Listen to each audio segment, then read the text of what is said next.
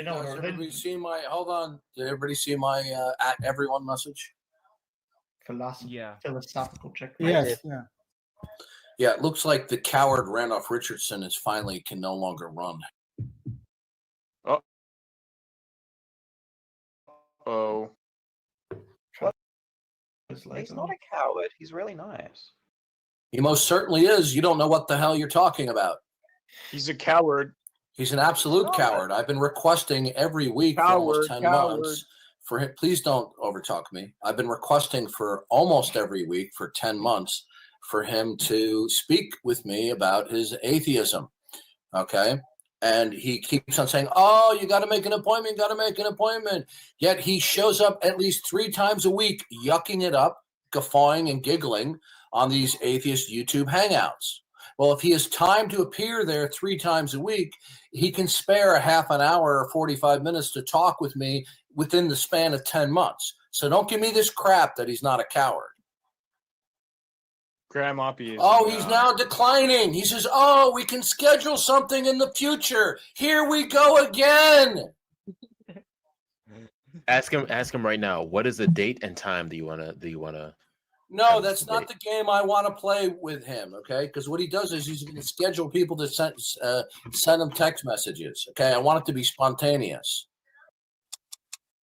Just another note again. I may be speaking with Randolph Richardson, okay, in a few minutes. First, he tells me he has to reschedule, but now Canadian Catholic is telling me he's going to get him in on the Atheist Helpline in the Philosophical Checkmate server, so we'll see. Oh, hell must have froze over. How did that Yeah, happen? that's right. Yeah.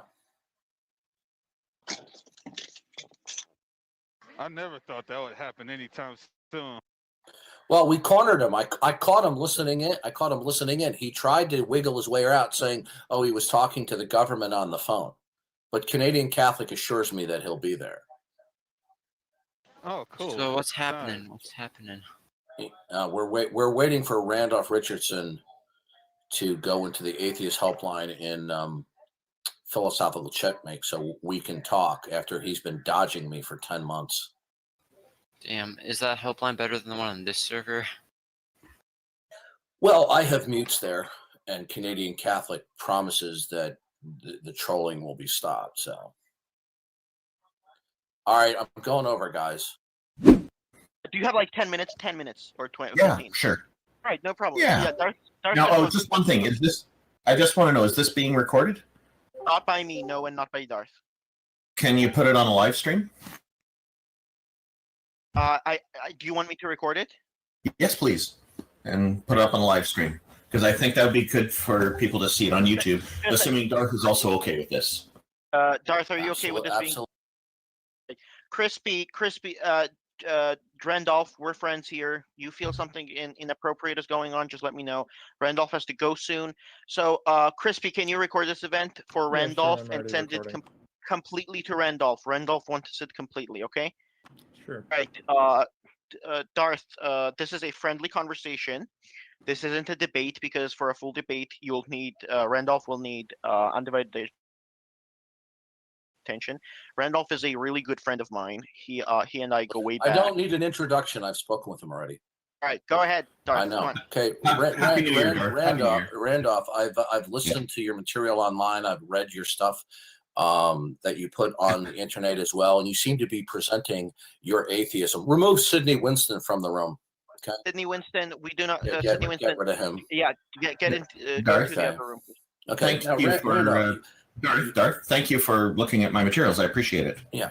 You seem to be denying that you are denying the existence of God. Do you deny the existence of God? As I've told you before, I don't hold a belief in it. I don't actually take an active position that deities don't exist. Okay, good. So basically, are you claiming you're neutral toward God? No. Okay, if you're not neutral, there's 3 positions that you can take towards subject matters in the. Okay, and then I'll elaborate on what I mean by that. Either you affirm God's existence, you deny God's existence, or you take a position of neutrality where you neither affirm nor deny God's existence. Which one of those three positions represent your view? Well, the neutrality part, but what I need to elaborate on is the Christian concept of God. I didn't discuss that. I have Answer the question that I gave you. Hang on. No, I I'm just want trying you to to elaborate. address the question that I gave to you. Hey, Darth, don't just did. pressure Randolph. I just did. I told you when it comes to belief in the deities existing, and this goes for all deities. I don't hold a position on it. So I guess you could say I qualify as neutral in that regard, because I certainly don't believe they do exist, and I don't believe they don't. But when it comes to the Christian God, the things that I have learned about what that God is and his characteristics, That's all I need to know. do have some negative views objecting to I some of the understand things he's that. done. I've heard that before. Now, Okay. do you believe that it is necessary to reference God as the necessary precondition of facts? Well, because I don't hold a position on whether the deity exists, because I don't believe in it, the answer to that consequently, would be a no.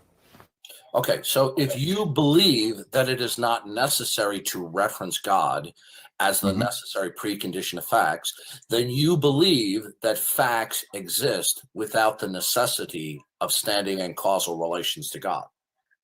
It certainly appears to be the case to me that is true. Okay, good. Then that means that your position entails the falsity of God. Then you're not neutral. You believe that God is not necessary. Let me finish my statement. I can't rule out doubt. Please, I'm trying to finish my answer. Listen to me. You're not going to bamboozle me. Okay, listen. I'm not trying to bamboozle you. I'm trying to be clear. Yeah, you are. Okay, listen carefully. Yes, I'm trying to be clear. Do you believe that it is not necessary to reference God, okay, for the necessary existence of facts? So that means it necessarily follows from that the denial of God. God cannot coexist in a world where any facts do not necessitate referencing him. Do you understand that? Yeah, and by deny, you're saying that I'm taking an anti-theistic position. Is that right? Did you understand what I just said? I think so. I need clarification on the word deny, though, before I can. Can God, as ultimate creator of all temporal facts, coexist with even one temporal fact that does not necessitate referencing him? You're asking me a hypothetical, and the problem is I also don't know as well as not it's a logic. No, it's not a hypothetical. It's a logical question. Can God being defined as what is ultimate and the necessary precondition of all facts, when God is defined in that way, could God coexist logically with any temporal fact that did not necessitate referencing him? Well, the answer is no, God could not exist in such a world. Right? Do you understand that? I think that makes sense. It seems to make sense. It's a logical contradiction to say that God could coexist in a world where even one temporal fact did not necessitate referencing him. So you affirmed earlier, a few minutes ago, that you believe that there are facts that exist, but they don't necessitate referencing God. So your position entails the necessary falsity of God. Do you understand that? I don't agree with that. Okay, then we're going to have to go over it again because it logically and necessarily follows. Can God coexist in a world where a temporal fact does not necessitate referencing him? The problem is that you're trying to have me take a position that I've not taken. I would like you to answer the question. Can God not necessitate referencing him? The answer is no. You believe that there are temporal facts that exist and possess intelligibility without the necessity of referencing God. Is that your position? It depends on the characteristics of this God. Okay, well, first of all, we're not talking about any higher level or additional attributes. All we're talking about is God as ultimate creator and a mind and as the source of all possibility and impossibility. Do you believe that there are one or more facts that exist without the necessity of referencing God? I don't believe that anything is dependent on God because I don't Good. believe in the God. Then God cannot exist in that. If that's true, then God cannot coexist in that world. So your position is an indirect denial of God. Do you realize that? So you're talking about implicit versus implicit kind of Yeah, conceptions that's right. here. You can explicitly or implicitly deny God. You are implicitly denying God by invoking that there are facts that do not necessitate referencing God. Your position necessarily entails the falsity of God. Are we clear? Yeah, and it entails also having a clear understanding of defining this God. Okay, I already defined it for you. Now, Yeah. what we're talking about is your atheism. Okay, I didn't mention about what I believe. We're talking about your atheism. Now, before we proceed, Please don't personalize that. It's just a are we characteristic. clear? Are we clear that your position entails the falsity of God? I don't agree with that because I'm not taking an anti-theistic Now, position. I'm more no, neutral. I didn't say anti-theistic. Okay, now. Amen. Do you believe that there are one or more facts that exist without the necessity of standing in causal relations to God? Well, that's how it seems. So, sure. Okay, good. Then your position entails the falsity of God. Then it necessarily follows. No, it's not necessary because it these necessarily follows. Because these facts could still be independent of a God existing. You're not understanding. Okay, God cannot exist in a world where even one temporal fact does not necessitate referencing him.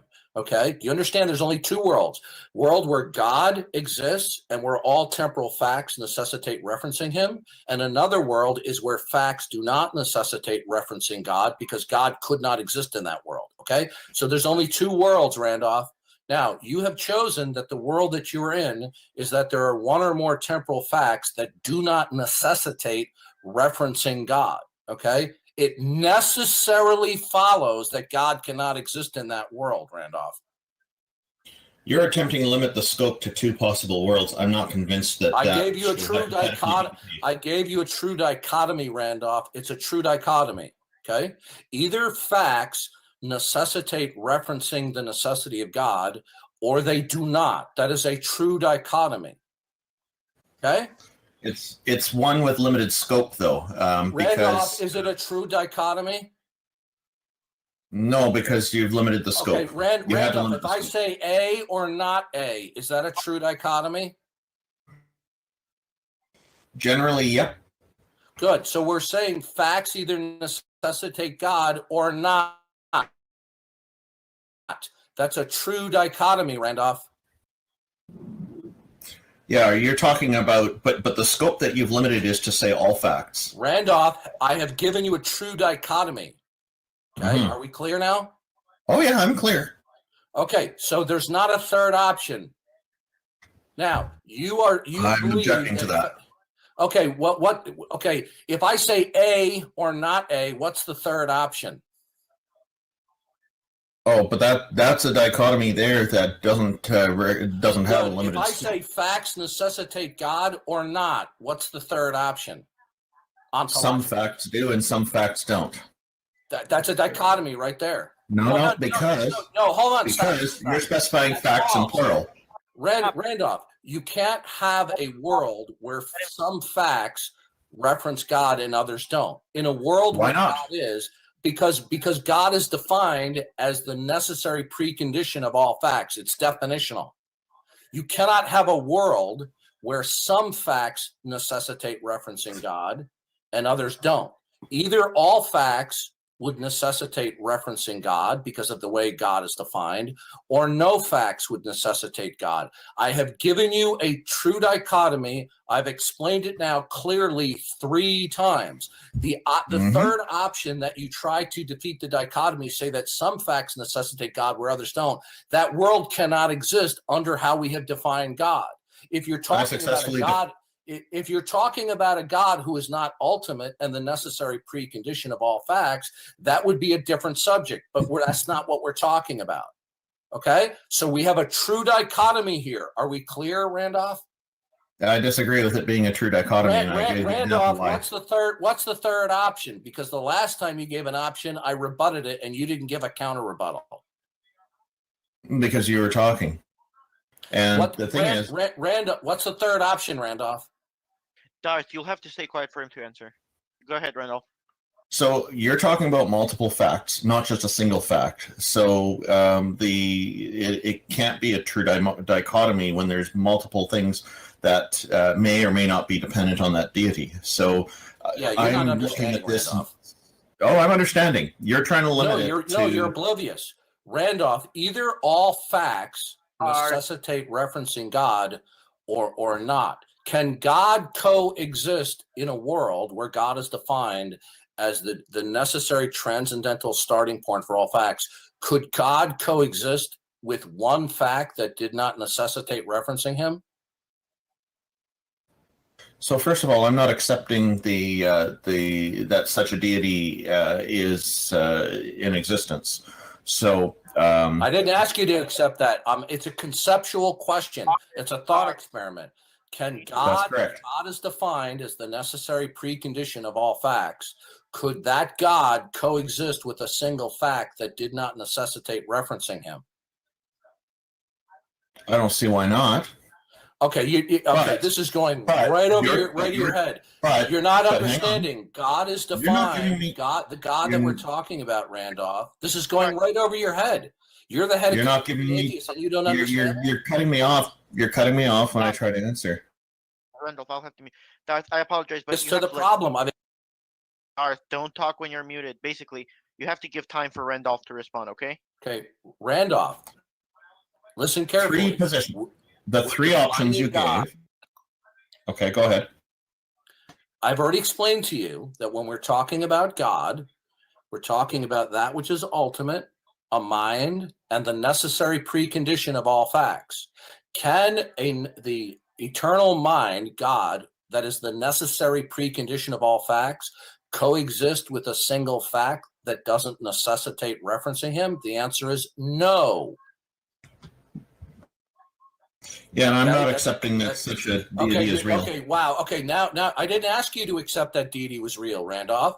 I'm Mhm. trying to explain to you the problem. Okay, so that conceptually, I'm giving you a true dichotomy, Randolph, and you're conceptually, the true dichotomy. conceptually, with those conditions, the answer would be yes. Okay, so but you believe that there are some facts that do not necessitate referencing God or standing in causal relations to God. Then God cannot logically coexist with such a fact. It necessarily follows, Randolph. So your position entails the falsity of God. Are we clear? Well, yes, we are clear on that, but I'm not in agreement because this position also would require me to rule out the possibility of multiple deities as well as none. Okay, no, Randolph. Wow, I am truly dumbfounded that you are not getting this. Okay, I am not demanding that you believe that God exists. What I'm trying to show you No. is that your position necessarily entails the falsity of God. Now, you I don't agree. believe that it is not. You believe that it's not necessary to reference for God as the necessary precondition of all facts. Now, can a single fact coexist with God as defined if the fact in question does not necessitate referencing God? It would depend on what the fact is, but I suppose it Okay, could all be right. possible. Wow, you're not getting this, Randolph. I have teenagers on Discord understanding this concept. Darth, don't make God cannot coexist with a fact. Okay. Okay. Randolph, God here is defined as being the necessary precondition of all facts. Do you understand the definition? Yeah, that's how you're defining a male deity. Yes. Yeah. Did I say male? Yeah, you said God. That's the male. That's the male Okay, term no, for okay, deity. So Randolph, can the God defined as such, okay, that you do not accept, can that God logically coexist with a temporal fact that does not necessitate referencing him? The answer is no, it can't. Yep, I agree with that. Good. Now, do you believe such a fact exists? From what I can see, that's how reality is without a deity. Okay, so it then seems then to- it then it necessarily and logically follows, if your belief is true, then God cannot exist in that world. Do you understand? My belief. I've told you I don't believe in deities.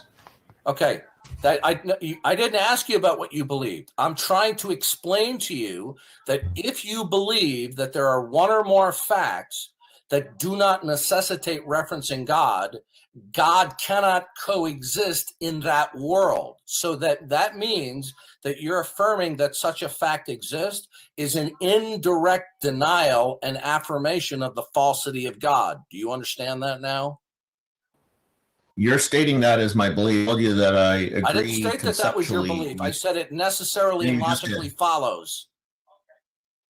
Do you believe that there's one fact that does not necessitate referencing God?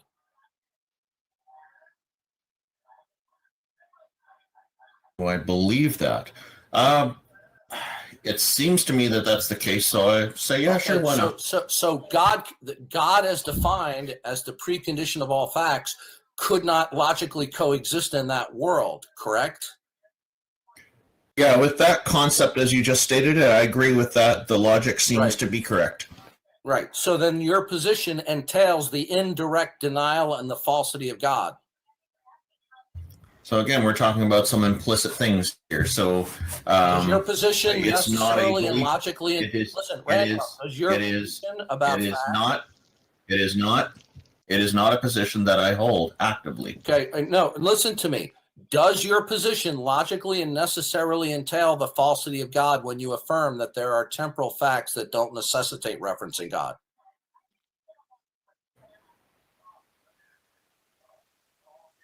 That would be the implicit consequence. Okay, so yeah. your position entails the falsity of God, correct?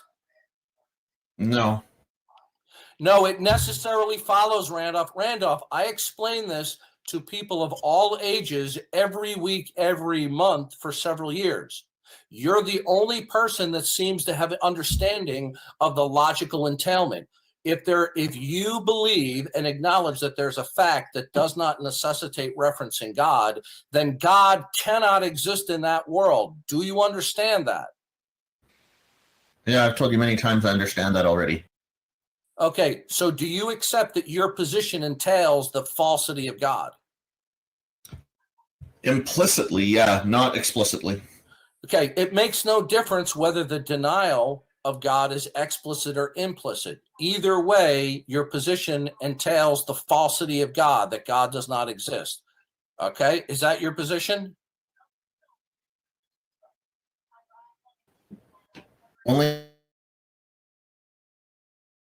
Only through implication. It is not an explicit hold.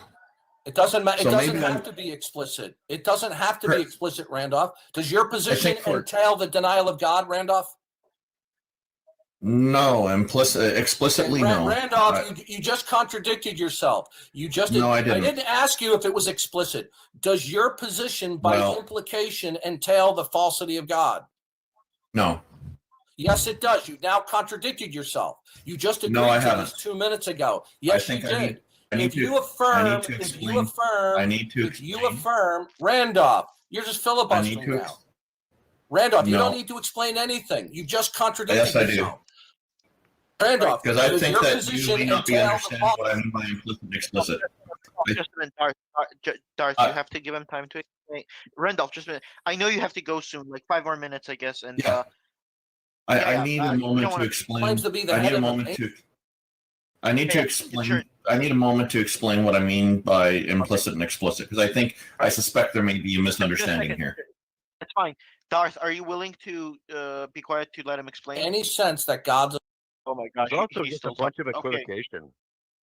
I mean, stop the equivocation. Nobody gets to talk. Okay, I'm gonna mute you, JJ. Get out of the room. Okay. There you go. Okay. So Makes sense. Darth, the are you willing- falsity of oh my gosh, what the hell is going on? I don't think. Okay, Randolph. Let's just wait until he realizes he's muted. Yeah, I just need a moment to explain what I mean by implicit and explicit. It'll be very quick. Yeah, don't mute No, me I again or I'll never be back here again. Randolph, it doesn't matter, okay? Your position entails the falsity of God in some sense. Is that correct? I'm going to just take a moment to explain what I mean by I'm implicit. asking and you a simple explicit. question. Does your Yeah, you just position asked me and I just answered. implicitly- Yeah, does your position entail by implication that God does not exist? Yes, it does. And I want to Good. explain what Can you implicit please and tell me explicit then? means. That's all I before your wanted next to question. know. That's all I need to know. Your position entails the falsity of God. Now, can you please explain to me how it is that God does not exist?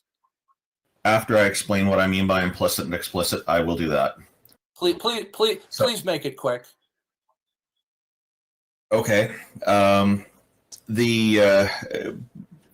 When it comes to not holding a belief in something, an explicit belief would be, or an explicit, holding that explicitly would mean that I have the capability of holding an opposite view to that, or a contradictory view to that, such as a theistic view that deities do exist, or even an anti-theistic one that deities specifically don't exist.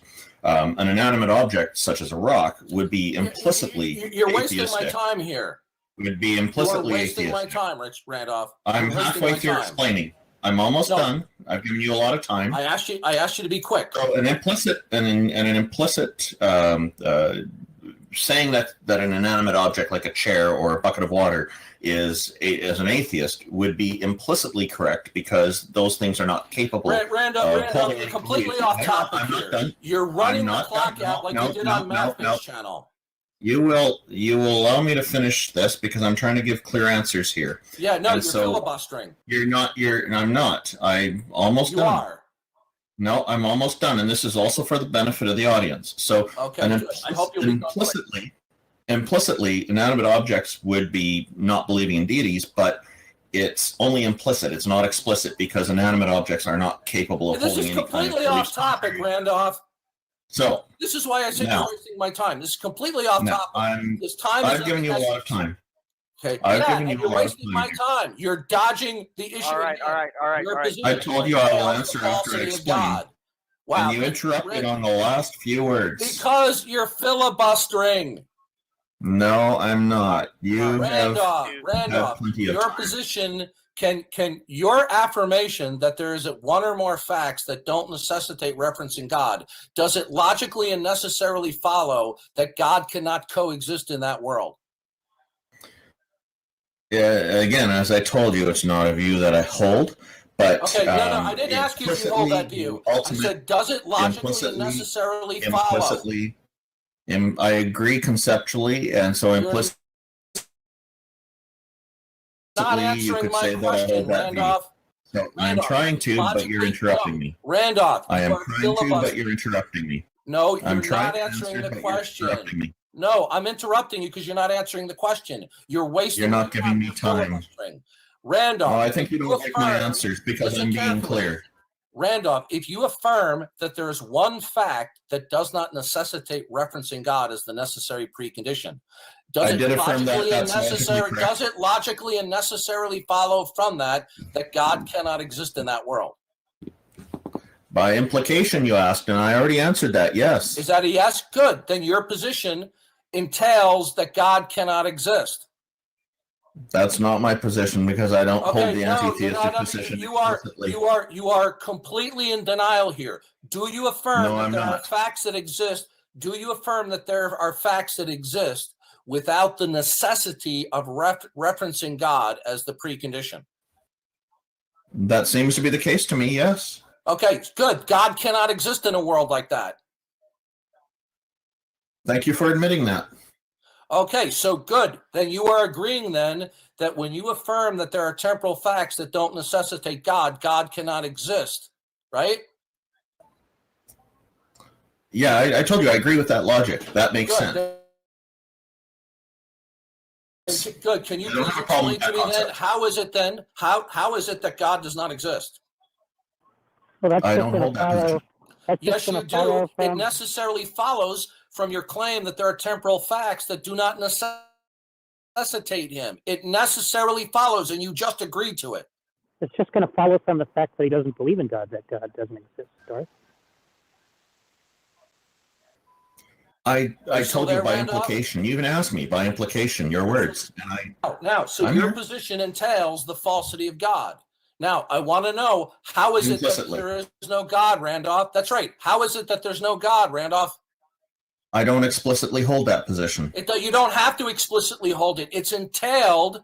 Okay, the falsity of God is necessarily entailed in your claim that there are temporal facts that don't reference him. There's nothing I can do about that. Okay, so Well, that's Randolph, how the God bottom was line is the consistent. affirmation. The affirmation. Would the moderators please mute these people? When you affirm that there's a Talking. temporal fact that does not reference God, then that equals the denial of God. Are we clear?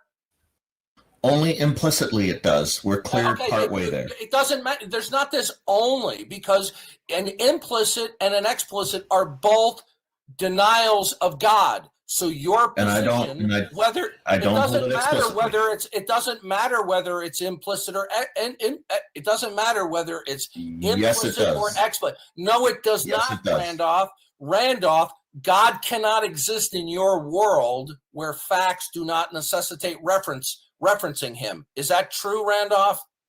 Through implication, yes, that's true. Okay, good. So you are now admitting that your position entails the falsity of God. Okay, we're clear on that now. Now, I want to know, how is it that God does not exist? I told you I don't hold that position explicitly. Okay, Randolph, how is it that there is no God? So is this like these police interrogations where they ask people a question 3 times and then finally get a different answer? You are just like when we talked on MathPig, you were completely a deer in the headlights and were filibustering and was not addressing the issue. It's crystal clear right now. Your position entails the falsity of God. Now, as the head of Canadian Implicitly. atheists, okay, it doesn't make a difference. Now, I want to know how it is. No, it does not. No, it does not, Richard. It's a distinction without a difference. It makes no difference whether it's explicit or Very implicit. big difference. Randolph, Big difference does your position? Okay, Randolph, you are making a distinction with no difference. It makes no difference that it is implicit versus explicit. They both entail that God cannot exist. Are we clear? They both do entail that, yes. Good. So your position is God cannot and does not exist, right? I don't hold that position explicitly. Okay. It doesn't matter that you don't hold it explicitly. You see, now you're being deceptive and evasive. No. Your position No, entails I'm the giving you falsity direct- of God. hang on. Now, I want to know. I want to know. Okay, you know what? You are a total waste of time. Okay. Doc. You sitting there. Shut up. Don't tell me what to do. Okay. Doc, no, Doc, that's not gonna go here. This isn't Reformation. If you want to engage with Randolph, you'll have to follow our rules. Okay, there is no 2 ways about it. So, if you don't want to follow our rules, you don't get to engage him. Okay. I'll just say I'm not offended or anything here, by the way. But thank you very much. I appreciate respect. He ran away. He ran away. I wanted to I say do appreciate the respect. Thank you very much. I'm okay.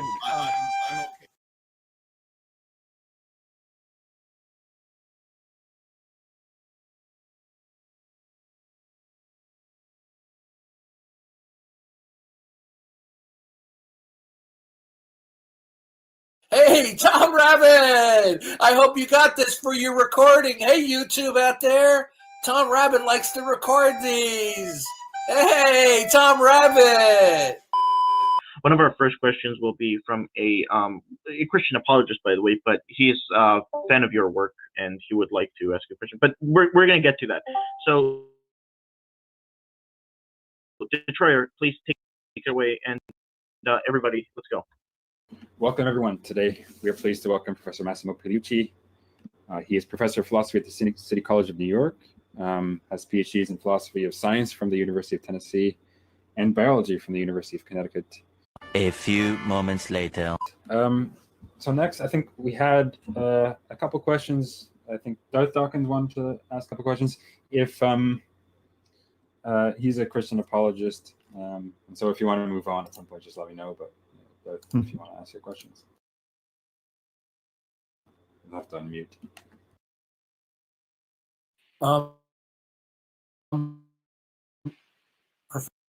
Professor, can you tell me how to, hold on a second, I've got to turn something off here.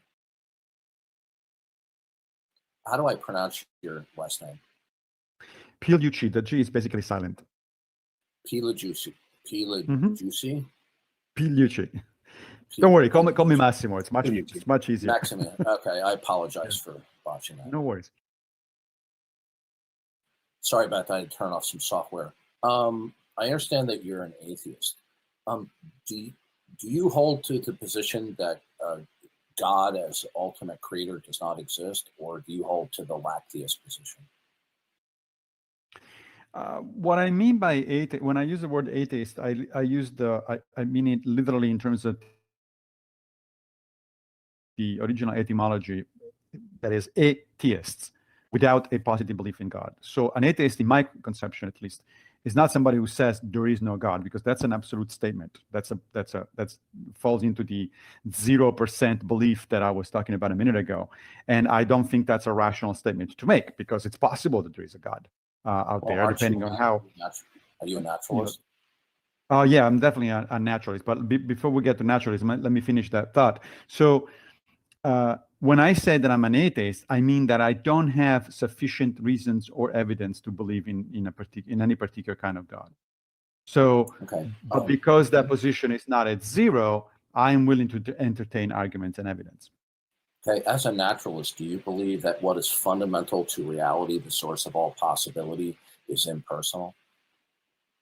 What do you mean by impersonal? Meaning it's not personal.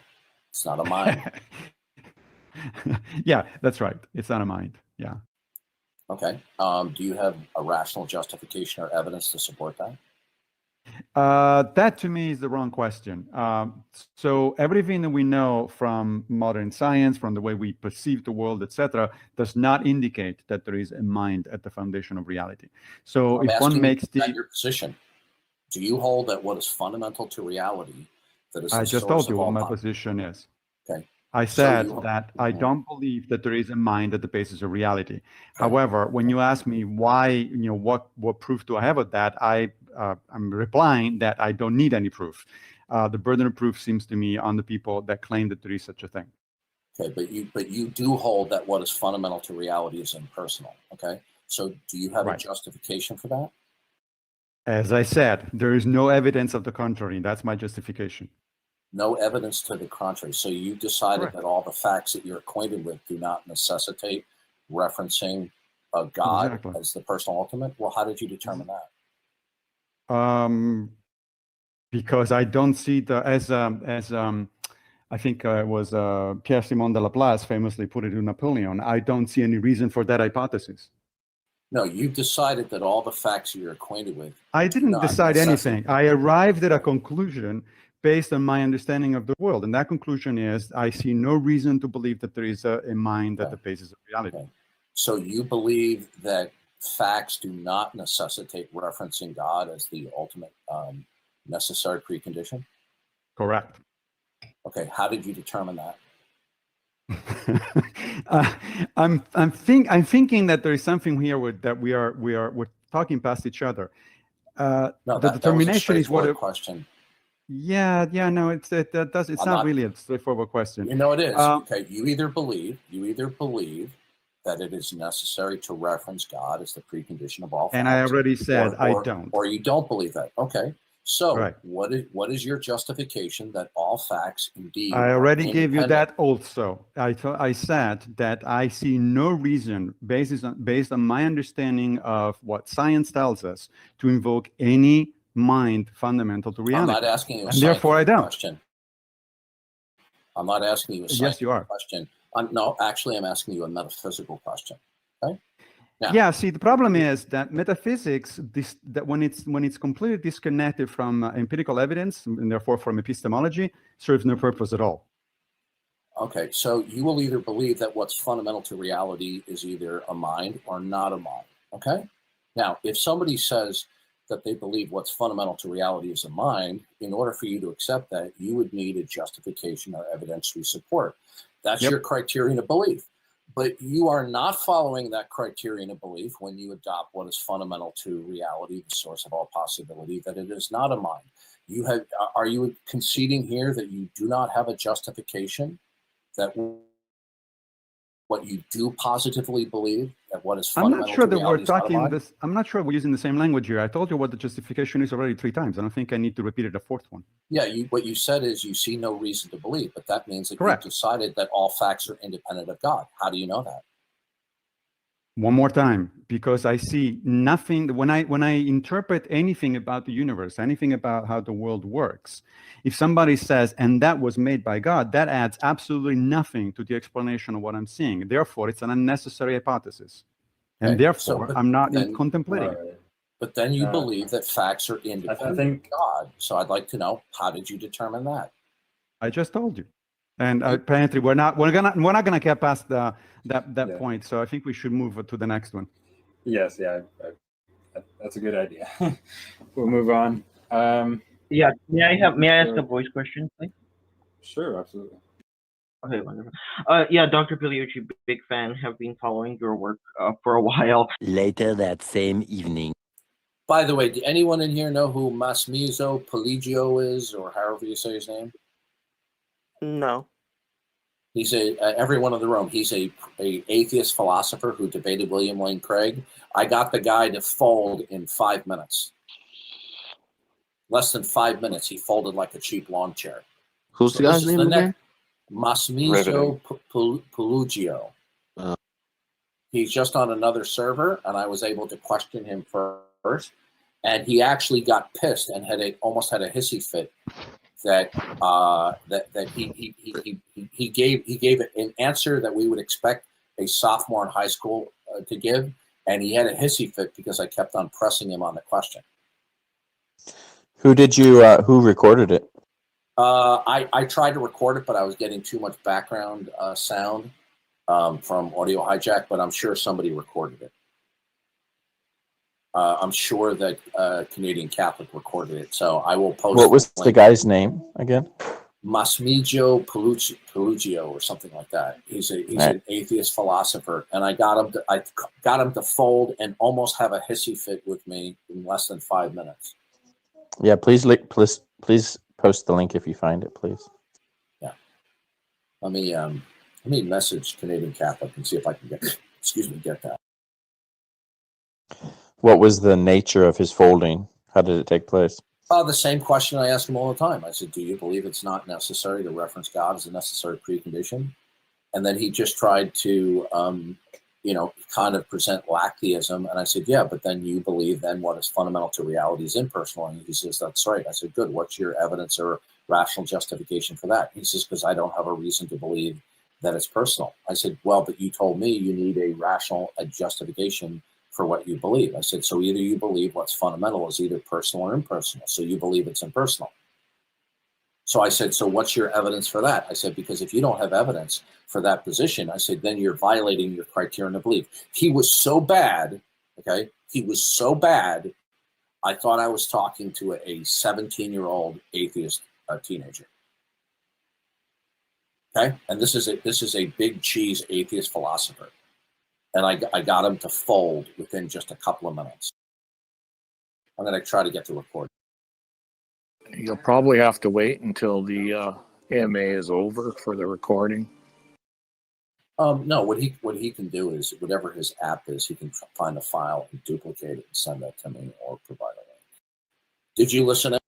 Yeah, I actually got a phone call right during it. He folded really badly. And this is a guy who debated William Lane. So when I asked him to justify his naturalism, okay, his only defense was, I don't have a reason to believe in non-naturalism, meaning God. That's how he did. Those weren't his exact words, but that was his. And because I'm familiar with the atheist responses, I didn't let up. And I said, listen, you don't believe what is fundamental is a mind. So what you believe then is what's fundamental is not a mind. What's your evidence for that? And he kept on coming back with, well, because I don't have a reason to believe that it's a mind. I said, well, then what's your reason to believe that it is a mind? You see how piss poor even these professional atheist philosophers are when you ask the right kind of questions? I mean, this is another, and by the way, it was so bad that he finally refused. He didn't want to talk with me any further. He completely folded. In fact, he had more, because I had him cornered, and he bailed out on the conversation as soon as he could. He performed vastly worse than teenage atheists do on a regular basis on Discord. Okay, this guy's an atheist philosopher. Yeah, I don't know anything about him. It's the first time I heard of him. But then I don't follow philosophers anyway. He's a professor of philosophy at the City College of New York. Well, we just owned a professor of philosophy. He totally wimped out like a scared Girl Scout. It's absolutely amazing how they fold upon just simple questioning. He tried to change it into a scientific question. I said, I didn't ask you a scientific question. I said, this is a metaphysical one. He tried to turn it into a science question. His name is Massimo Pigliucci. The G is silent. Pigliucci. Massimo Pigliucci. I can't wait till I get the recording of that. So this guy's a fake and a phony and a fraud too. He wants to have a rational justification for what is ultimate when it's a mind, but when it's not a mind, he doesn't have a justification for it. So how do you know it? How do you know what I asked him basically? How do you know what's fundamental is not a mind?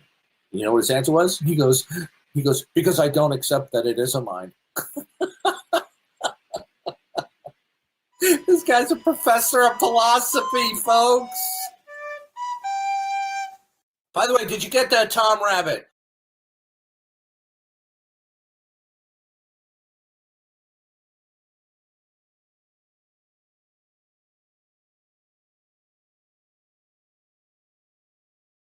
Hey, Tom Rabbit! I hope you got this for your recording. Hey, YouTube out there.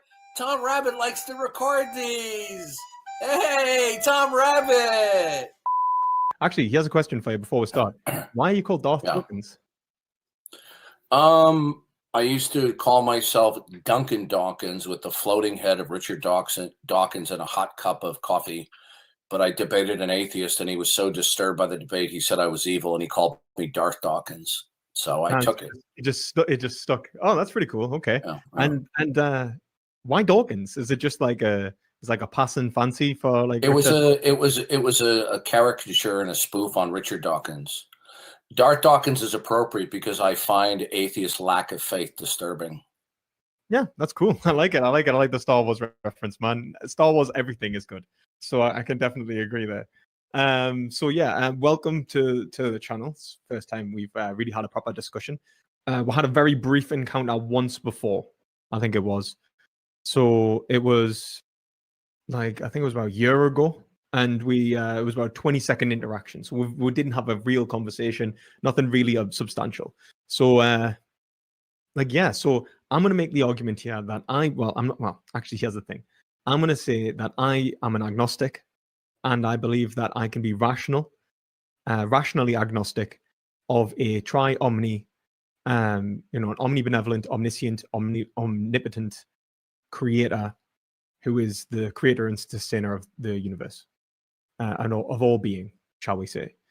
I believe I could be agnostic about that. Do you have any issues with the way that I've defined God there, or anything like that? Okay, cool. So yeah, I'm agnostic because I was actually raised Catholic. I was raised Catholic, but I'm agnostic because I believe that the existence of an absolute perfect being defies the capacity for understanding of a normal of a human, and we would have to attribute non-perfect characteristics to that being in order to create any justification for its existence. So in other words, I would have to be able to point towards the metaphysical reality of a God, and being able to do so would mean I would have to conceptualize of that reality and understand it, which would diminish its perfection. So I'm taking something that is close to the akin of via negativa, of why we cannot know God. And in saying that, I believe from that point, if I cannot know God, then there is relevant falsehood from a Gettier position, and so there is no need to believe or disbelieve necessarily, and so both positions are equally as rational.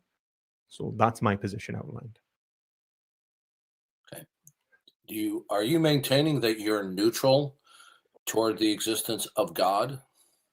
I'm maintaining that it's not about a belief in the existence of God, but in the knowledge of God. I'm neutral towards the knowledge of God. Are you neutral toward the existence that there is an ultimate creator God? Are you neutral toward that? Am I neutral towards the existence of an ultimate creator, ultimate creator God? I guess what I'm really saying is I don't believe that I can even know what that is to be positive or negative towards it. So you're taking a position of theological non-cognitivism?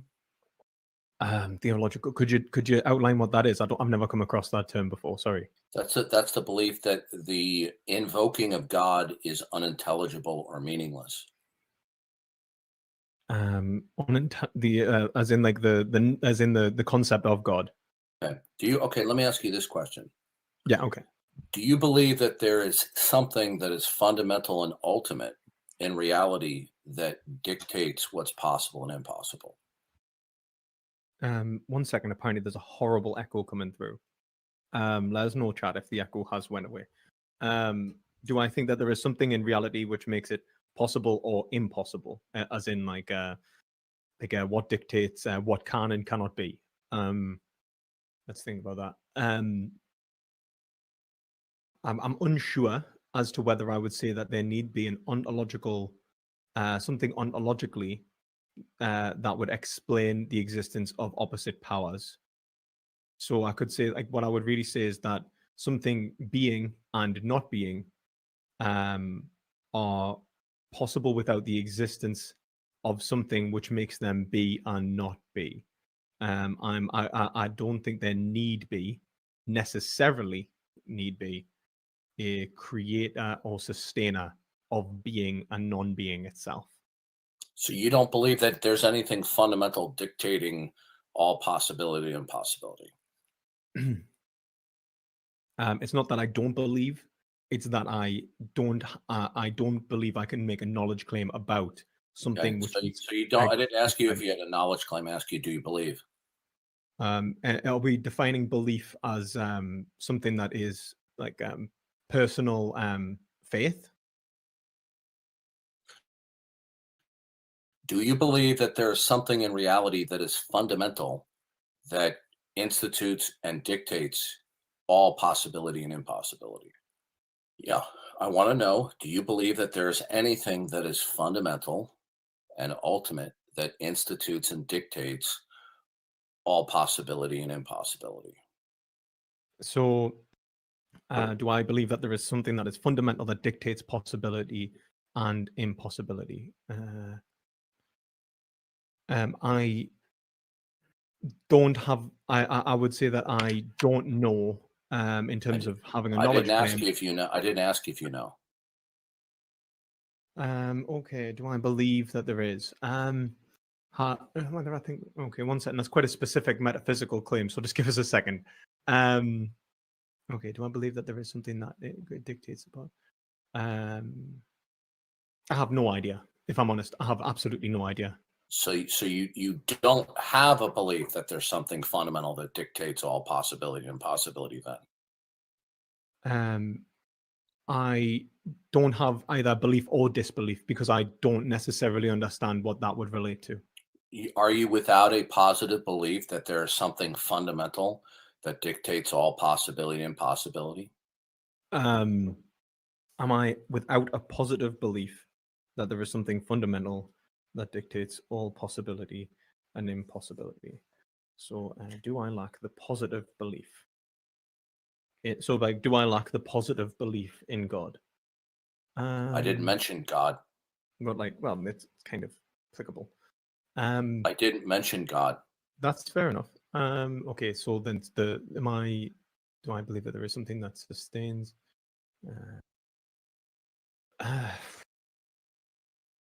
Am I without the positive? I would say I'm without the positive belief because I don't think I can characteristically say what that belief would be if it did exist. Okay. So you don't know, or excuse me, you do not believe that there's something that institutes and secures any and all possibility and impossibility. So did you say I don't know there? Sorry. No, I misspoke. I said you don't believe. Okay, so you are without that belief. Now, can you please explain to me, therefore, since you cannot, and I'm coming from the Christian worldview, that the Christian worldview, the God of the Bible, is that which institutes and secures all possibility and impossibility according to his redemptive plan of human history, and he's revealed that in natural and special revelation. Right. But I assume that that's something that you do not accept. So I want to know, since you do not believe that the God of the Bible is necessary ontologically for anything, and you don't believe that he's required for intelligibility of the world around you, then my next question is anything impossible? Right? Now, you've answered that question, right? Well, I guess I would say that if the Christian, I guess the point being would be that because with you relating it to what is necessary, obviously what is mortal. So like in terms of it would have to occur in all. But as far as you're concerned, there is nothing identifiable or defensible that would make anything impossible. Am I correct that that's your view? There's nothing identifiable that would make anything impossible. I would say that it depends on how we define impossible. What do you mean by impossible? Something cannot happen. Something that could not ever happen ever. Mm-hmm. I would say that would be defined in logical terms. Well, I'm not defining it in logical terms. I'm defining it in metaphysical terms. Do you believe that anything? Do you believe that anything is metaphysically impossible?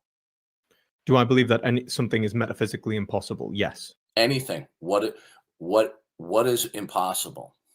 What is impossible? That which defies the laws of logic. Okay. So a being which is not equal to itself would be an example. Where did you? Okay. So do metaphysical? Do the laws of logic prevent me from jumping to the moon? Do the laws of logic prevent you from jumping to the moon? It would be, I would say that somewhat, yeah. How? I would say that logic exists in being, and being essentially prevents you from it forces you to conform with a certain natural principle, natural laws which exist within a material. The laws of logic just simply dictate that for any entity, it is what it is in a given time index, and it cannot equal its negation. The laws of logic would not instantiate the uniformity of nature. What? No, I think okay, I would. Sorry. How would the law of identity prevent me from jumping to the moon, or the law of non-contradiction? How would the law of identity prevent you? Well, the law of identity would allow you to would instantiate the foundation of all the other laws in terms of normativity in relation to what matter. How would the law of non-contradiction prevent me from jumping to the moon? Well, I would say that the law of non-contradiction would prevent you from jumping to the moon, because it would allow for the establishment of identities, which is the fundamental normativity that exists in the laws of physics. And so the laws of physics would be the laws that so it's the laws of physics that prevent me from jumping to the moon. Yes, and they're underpinned by the laws of logic. Okay, is there something that is fundamental and absolute that institutes and secures that there are laws? In terms of laws of logic, or in terms of? No, I'm talking about laws of physics, the regularity of nature, the uniformity of nature. Is there something fundamental and ultimate that institutes laws of nature? They very well may be. I'm just not aware of it. I didn't ask you if they may be. I said, does it exist? Is there something that institutes and secures the actuality and the perpetuity of the regularity of nature? I anything that establishes the regularity of nature.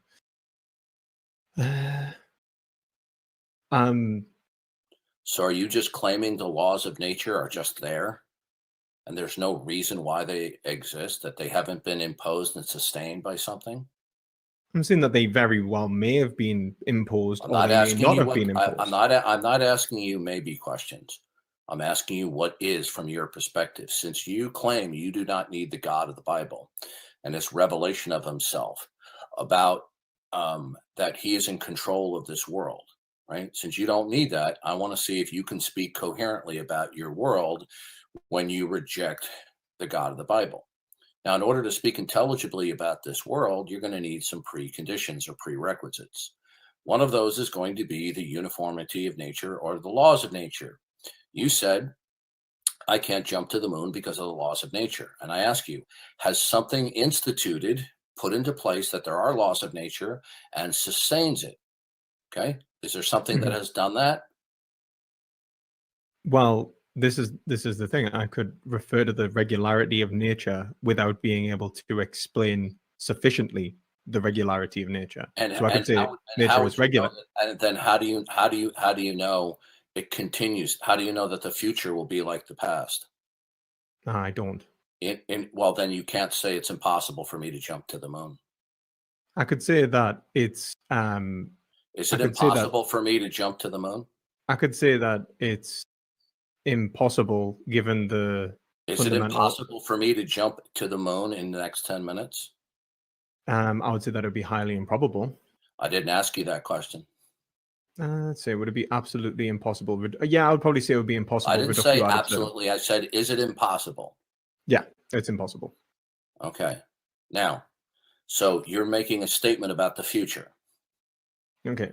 Yeah. Okay. Does that statement about the future depend that the future will be like the past? Does it depend that the future would be like the past? Why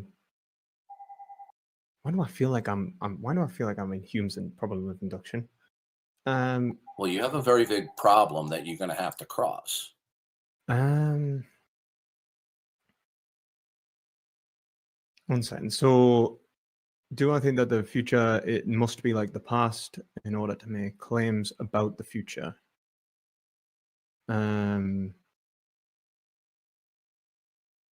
If I went Humean, then I would say no. There's no reason to that. I'm just forced to believe it.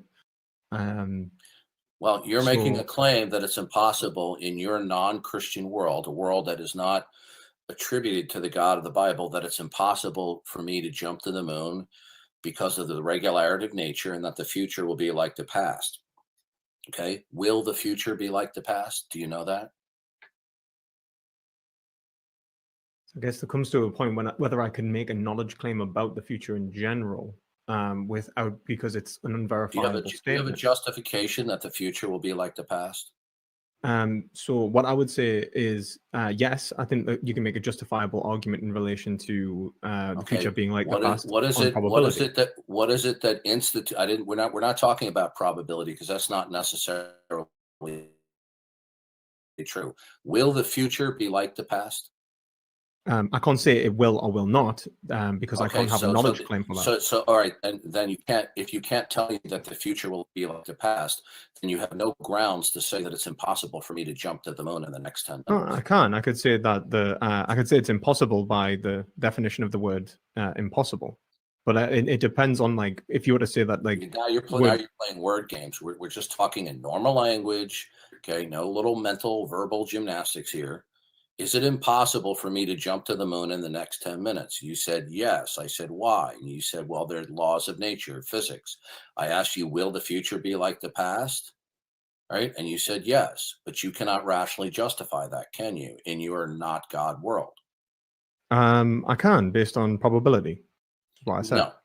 No. Well, probability depends upon background information. That background information is going to include what is static in the past, the present, and the future, and what is dynamic.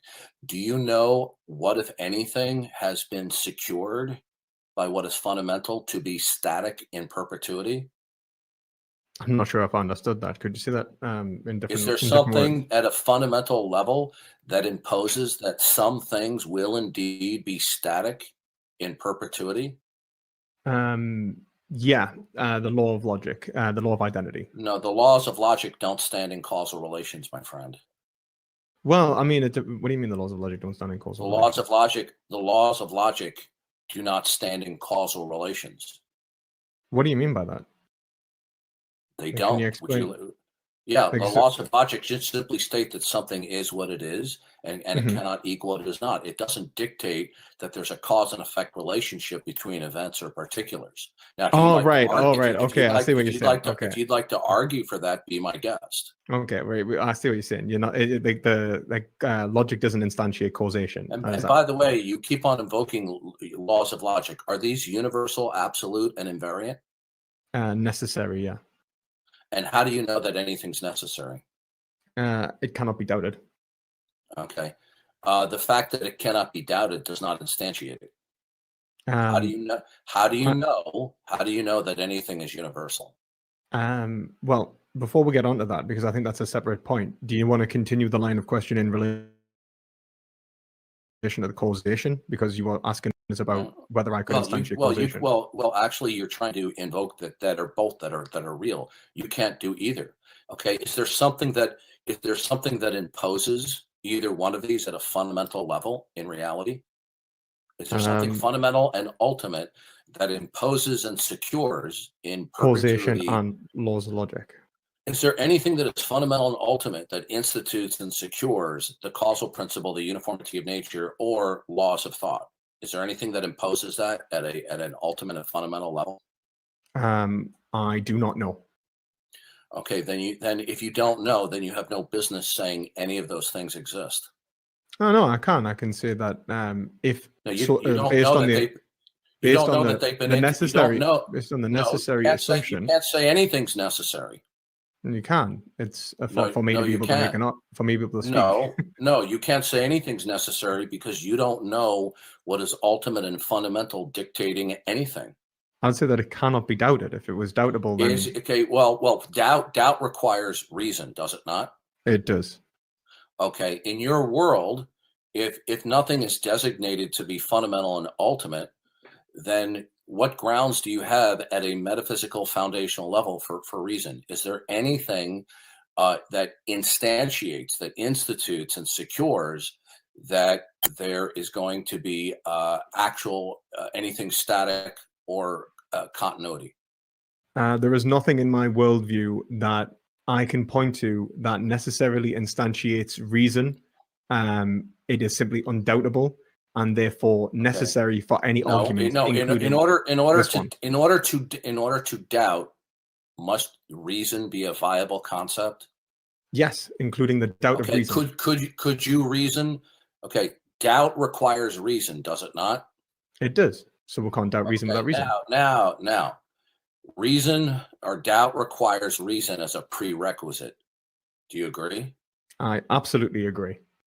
Okay, now, could you reason in a world where nothing can be defensively argued to be impossible? Could you reason in a world where... Sorry, say that again. Could you reason in a world Can you reason in a world where nothing is impossible? Reason in a world where nothing is impossible. Reason in a world where nothing is impossible.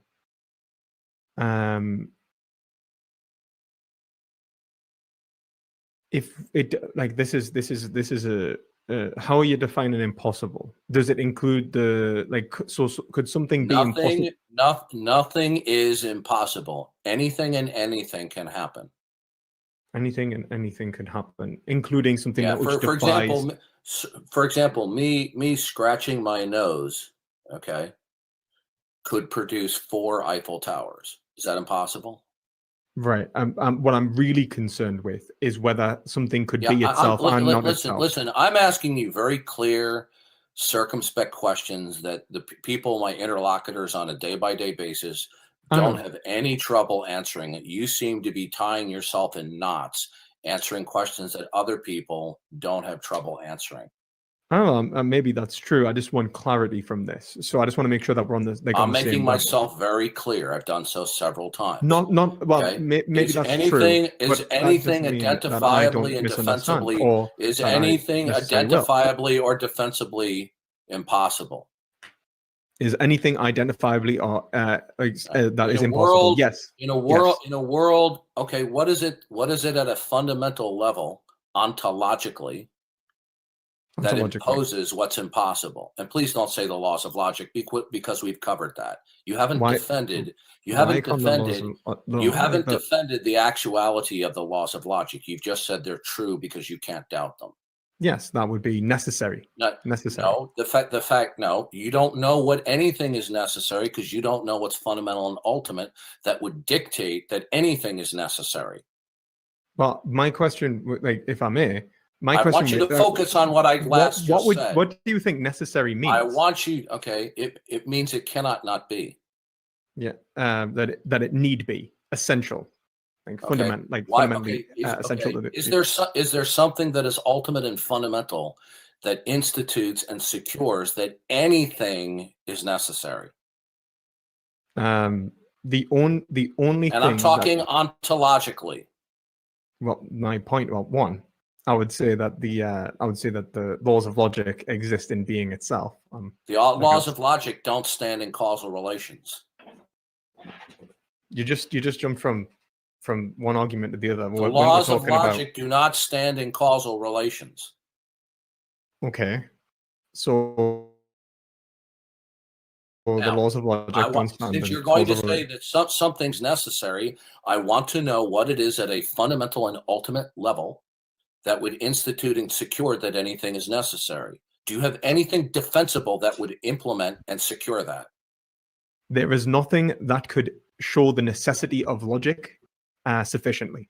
It is fundamentally impossible. I didn't mention logic. You need to focus on my questions, not answer something that you would like to me have said. You need to answer the question that I have asked you. Is there anything that is fundamental and ultimate? You're roboting a bit, mate. Is there anything that is fundamental and ultimate that dictates any and all possibility and impossibility? Is there anything that dictates all possibility and impossibility? Not that I'm aware of or not aware of, if that's... So you have nothing identifiable. Okay, so therefore nothing's impossible then. Well, yeah, anything that breaks the laws of logic would be impossible. No. What dictates the laws of logic? Necessity. And what fundamentally and ultimately institutes and secures that? What institutes necessity? It's an ability to be doubted. You're not understanding. It's essential. Okay, is everything that is, can be, or cannot be the sourced by what is fundamental and ultimate? Sorry, you're roboting, mate. Like your connection. Okay, you have no identifiable. Yep, he has a question, mate. Okay, would you say that God is necessary? I'll be God Himself is what is fundamental and ultimate. He's eternal. Right, and is His existence necessary? Okay, it's necessary, and he's metaphysically necessary. Yes. Okay, why would you say that He's metaphysically necessary? Because He revealed that He is the only thing that is eternal. Now, okay. I've answered and your how question. do you know that He revealed? Okay, well, how do you first know of that all, He revealed okay, that? I'll be glad to address that, but you have yet to answer my questions. You keep on flipping and flopping all over the place. Now, what I want to know to you is, can you say what is, can be, or cannot be when there's nothing identifiable? Would you not overspeak me, please? Sorry, I'm just running it through my head. Sorry. Okay. So, can you assert in a logically necessary way what is, can be, or cannot be if you have nothing that is identifiably instituting what's possible and impossible? Since you don't know what, if anything, is fundamental or ultimate, and you have no defense that there's something dictating what's possible and impossible, then you're not going to be in a position to say what is, can be, or cannot be. You keep on appealing to the laws of logic, but the laws of logic are abstractions about the nature of all particulars. But you don't know. You don't know the fact that you can't doubt them doesn't instantiate them.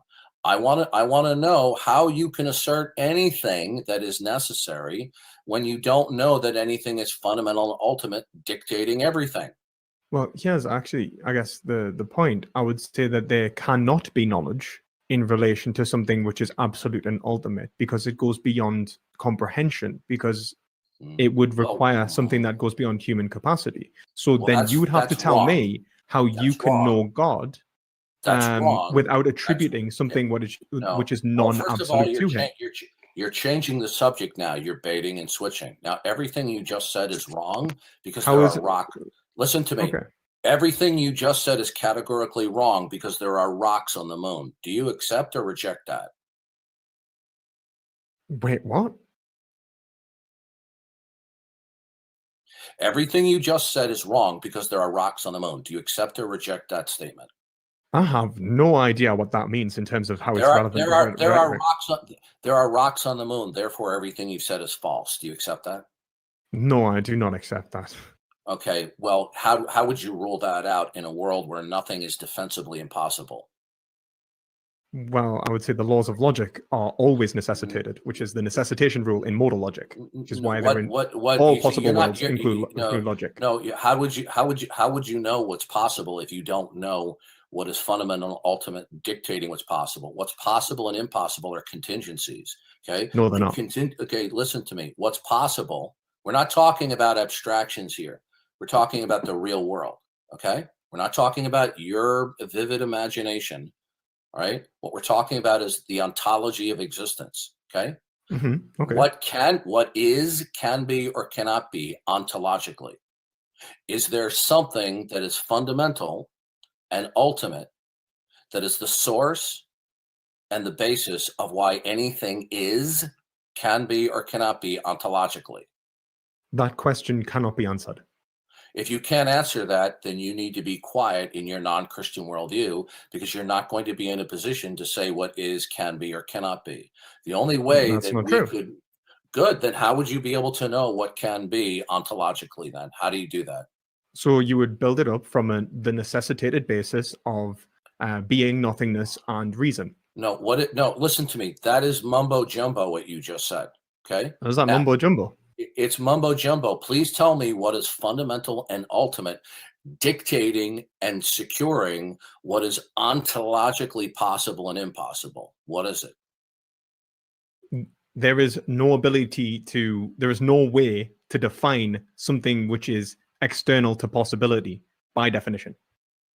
Okay. Repeat that again. So there is no ability to define something which goes beyond the limits of language, goes beyond the limits of possibility. So there's by definition. So as far as you know, is then events and relationships be events could all be spontaneous and unrelated. As far as any of us know, there is no fundamental instantiation of the laws of logic beyond the point of necessity. Again, the laws of logic pertain to all particulars. All right. Now I'm going to ask you a question. I deny the existence of particulars. Oh, you do? Okay, good. Well, then the conversation's over then, because then there are no actual distinctions. Any verbalizing of distinctions would be fiction. No, you can have individuals and individual universals. So this would be the understanding of Aristotle. When I talk about particulars, I'm talking about things that are discrete from other things ontologically. Are we clear? That's determinate objects or determinate beings. Okay, yeah. Listen, listen to me. I'm talking about ontologically here. Okay, is the ultimacy of reality, is it a concrete one or a concrete many? Is it the one or many? It's both. And how were you able to determine that? Because how did you determine what is the concrete one? What is that? How did I determine what is the concrete one? What is the concrete one? What is it that, in order to tell me what the concrete one is, you're going to have to be identifying what is fundamental and ultimate. but you told me that that's unidentifiable and I don't believe I can tell you what the concrete one is beyond the point Okay, of saying then how do you, is. then how do you know there's a concrete one? All I would say is there's a necessity of existence. No, So dude. it's being. Okay, listen to me. All you're giving me is mumbo jumbo. Now, How am I giving you mumbo jumbo, man? Is the totality of reality, is it a concrete one or a concrete many? You said it's both. Okay, what is the concrete one? What is the concrete one? The necessity of existence. Sir, that's an abstraction. I want to know concretely, what is it that is one? It is the. Well, I can only talk in abstractions about what is an abstract concept. If something is a concrete one, it's not an abstract one. That is why I ask you: is the totality of existence a concrete one or a concrete many? You said it's a concrete one. Oh, I see what you mean. I see what you're saying. Okay, I don't know. Talking ontologically. Okay, so you don't know whether the totality of reality that it's a concrete one or not. I don't know whether the fundamental existence of reality is one or many in its entirety. So when you invoke references to distinctions being actual, is that real or fiction? When something is actual, I would say that it's real. Yeah. So actual distinctions between entities, it's real. Yeah. And how do you know that? I could say that the distinction between the entities. Well, this is. I guess I would say that there is no fundamental way to know whether these distinctions exist in terms of So you don't know if distinctions are real or fiction. I do in a concrete sense, but not in an abstract sense. Okay, so you know that distinctions are real. Okay. Now, is there anything that concrete unifies these distinctions so that you could intelligibly speak in your world? The God of the Bible himself has imposed a concrete oneness and manyness. Okay, so is there anything in your non-Christian worldview that concretely unifies the distinctions that you say are real? Becoming. I would say becoming. No, unified.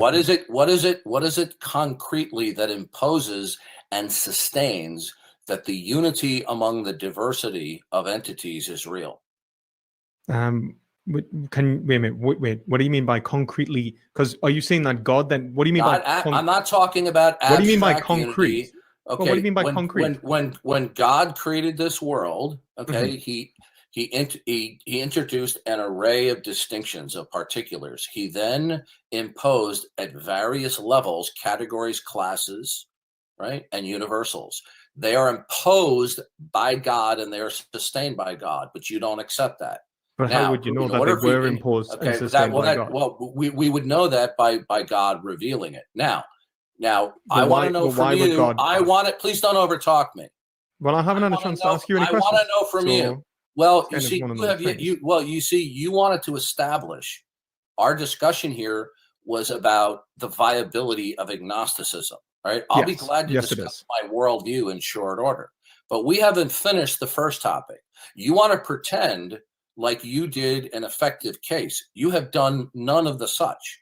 Now, what I want to know is this: can you make sense of your world if all of the distinctions in actual discrete particulars, ontological concrete particulars, that is actual unity as opposed to abstract unity? Does unity actually exist among any discrete entities in existence? Yeah, in becoming. What imposes that at a fundamental and ultimate level? I would not be able to make a knowledge claim about what could or could not. So you have no defense that unity has actually been imposed and sustained. I would say that my defense is in the observation of unity and this necessary observation. You're inferring there's unity there. Okay, if you see two women walking down the sidewalk, you might conclude that they're identical twins, but then you find out that they're doppelgangers. Okay, Right. What I want to know from you is when you claim by your sense perception that there's unity among diversity. All right, I don't want you to say, well, it seems to be that way, it appears that way. It's because the unity could be illusory. Now, I think that's a good point. I think that's a good point. Okay, would you not overtalk me, please? No, I was actually. Would you not overtalk me, please? Now, is the unity real? Is the unity real? Yes. Okay, as opposed to merely abstract. Now, what is it at a fundamental and ultimate level that is not the God of the Bible that imposes and secures that the unity is real? I do not know if there is anything which imposes So you don't and know secures. that. So you don't know. So you don't know that the unity is real. Then. I would say that I know it's real. Yes, I would.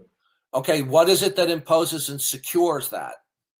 I would say that it's a hylomorphic relationship between that's gobbledygook. individuals. Listen to me. That's Aristotle, actually. Listen to me. Listen to me. I want you to give me an answer that everyone in this room can understand. You see, it's very common. It's very common for graduate students like you to speak in mumbo jumbo, to speak in double talk, to try to obscure the fact that you can't answer the question. Now, I want to know, is there something that has actually instituted and secured actual unity? Is there anything that is instituted and secured actual unity? Actual unity. Unity between what? Listen, dude, you're wasting my time. You know, I'm asking. Please do not overtalk me. Don't overtalk me.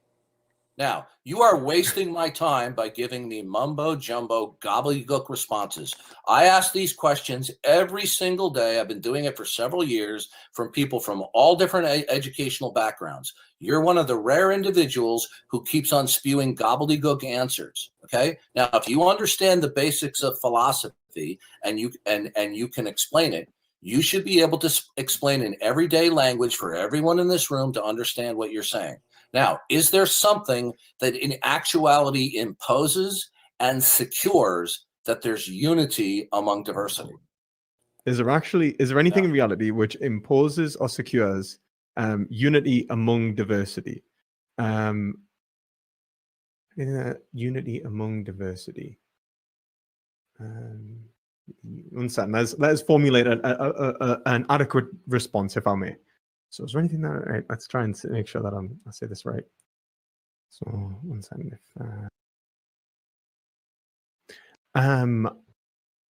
I would say that being itself necessitates unity at a fundamental level. Okay. Does being encompass all particulars?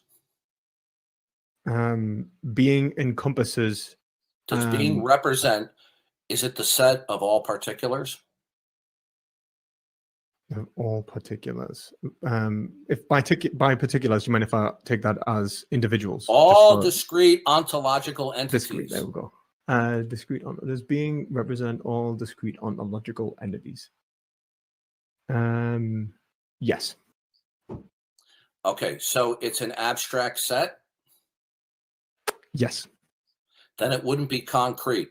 I want to know what concretely is ultimate and fundamental that imposes the actuality and the perpetuity of unity among discrete entities.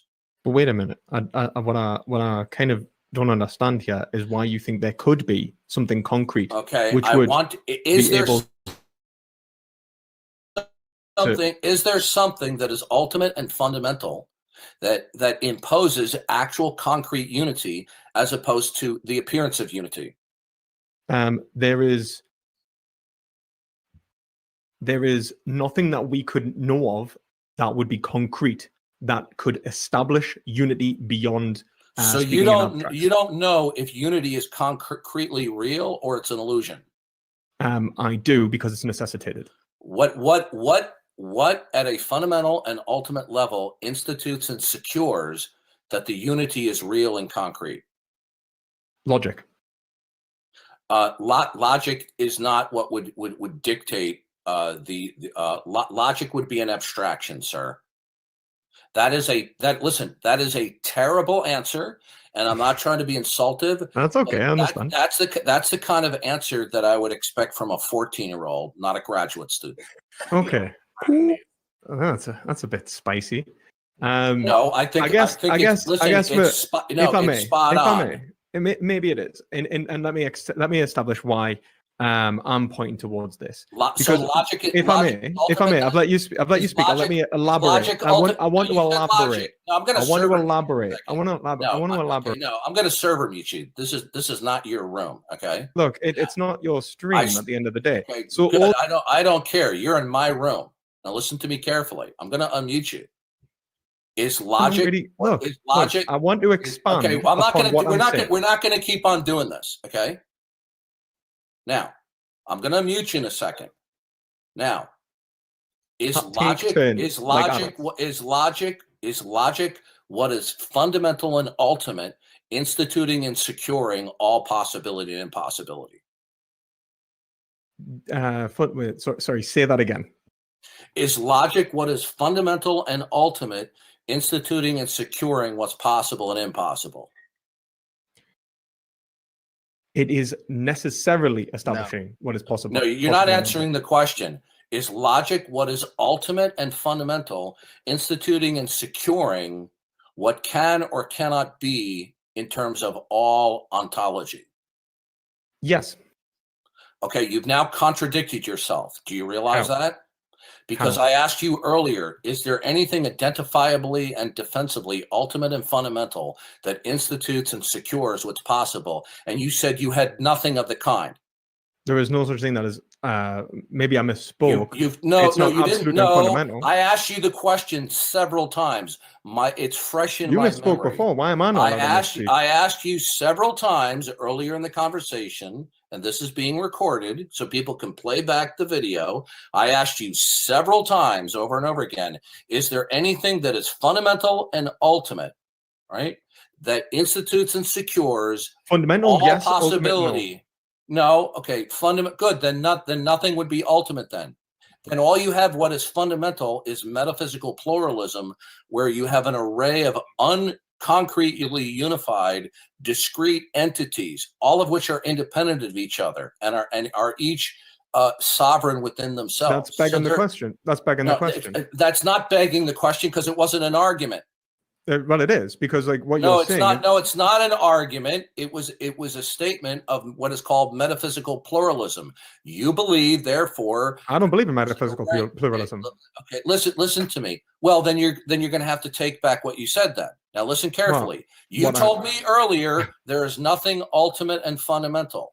Now you're changing your tune. Now you're saying, "Oh, now there's something fundamental but not ultimate." Whereas when I asked you before, I asked you several fundamental times, but not ultimate, and I've established that numerous times. Okay, and how do you know what's fundamental? Through reason, what can and cannot be doubted. What is necessary? No. I'm talking ontologically. How do you know? Reason. Are you omniscient? No, actually, I'm not. So by reason, you know what is fundamental in existence, that is eternal. So is what as fundamental? Is it one thing or is it a plurality? Actually, may I just push back on that? Is what is fundamental a plurality? Are you omniscient? Okay. Is what is fundamental? Are you omniscient? You're wasting my time. Are you omniscient? Are you omniscient? Okay, I don't have to be, because I'm on the receiving end of a God who is omniscient, and he makes me to know certain things that I cannot be wrong about that are within the scope of his redemptive plan of history. But since you reject that, I don't want to have to server meet you again. No, look, I just want to ask. No, listen to me. You claim you're a graduate student. You're not acting like a graduate student, okay? Now I'm going to unmute you. Now, I've let you speak this entire time. What? I'm asking you. We're not getting anywhere. Look, okay, mate. I'm going to mute you. Either we're going. Look. I'm going to mute you again. Okay. No, we're not going to do this. Listen. It doesn't really. I've explained to you my worldview. Do you accept the Christian worldview? One second, guys. Okay. All right. I'm not going to keep doing this. Okay. If he keeps on being unruly like this, I'm going to have to remove him. Okay. He's not a child. Y'all are supposed to be having a conversation. Okay. Here he is. He's a graduate student. He presents himself off that he's a philosopher on YouTube. He's acting anything but like a philosopher. He's reasoning like a teenager. Followed this guy for quite a while, believe it or not. I found him randomly. Had a small discussion. Yeah, I have talked with 16-year-olds that were more coherent than this guy. He's flipping, he's flopping all over the place. He's contradicting himself. I asked him, is there anything that is ultimate and fundamental? I asked it several times. He said, no, there's nothing identifiable doing that. Now, what is fundamental? Is it a plurality of things, or is what is fundamental a concrete one? Okay, so what is fundamental is that which is necessitated, which listen is to me carefully. I'm going to tell you this one more time. It would I'm be asking a fundamental you a specific question. It would be a fundamental one. Okay, then distinctions. Then what is fundamental is a concrete one. So then distinctions would be illusory. Why would distinctions be illusory? Okay, so they're not illusory? No, because one Okay, could you tell me what is it? What is the concrete one then? What is the concrete one? Being. That's not informative. It is the foundation of all. No, it is not informative.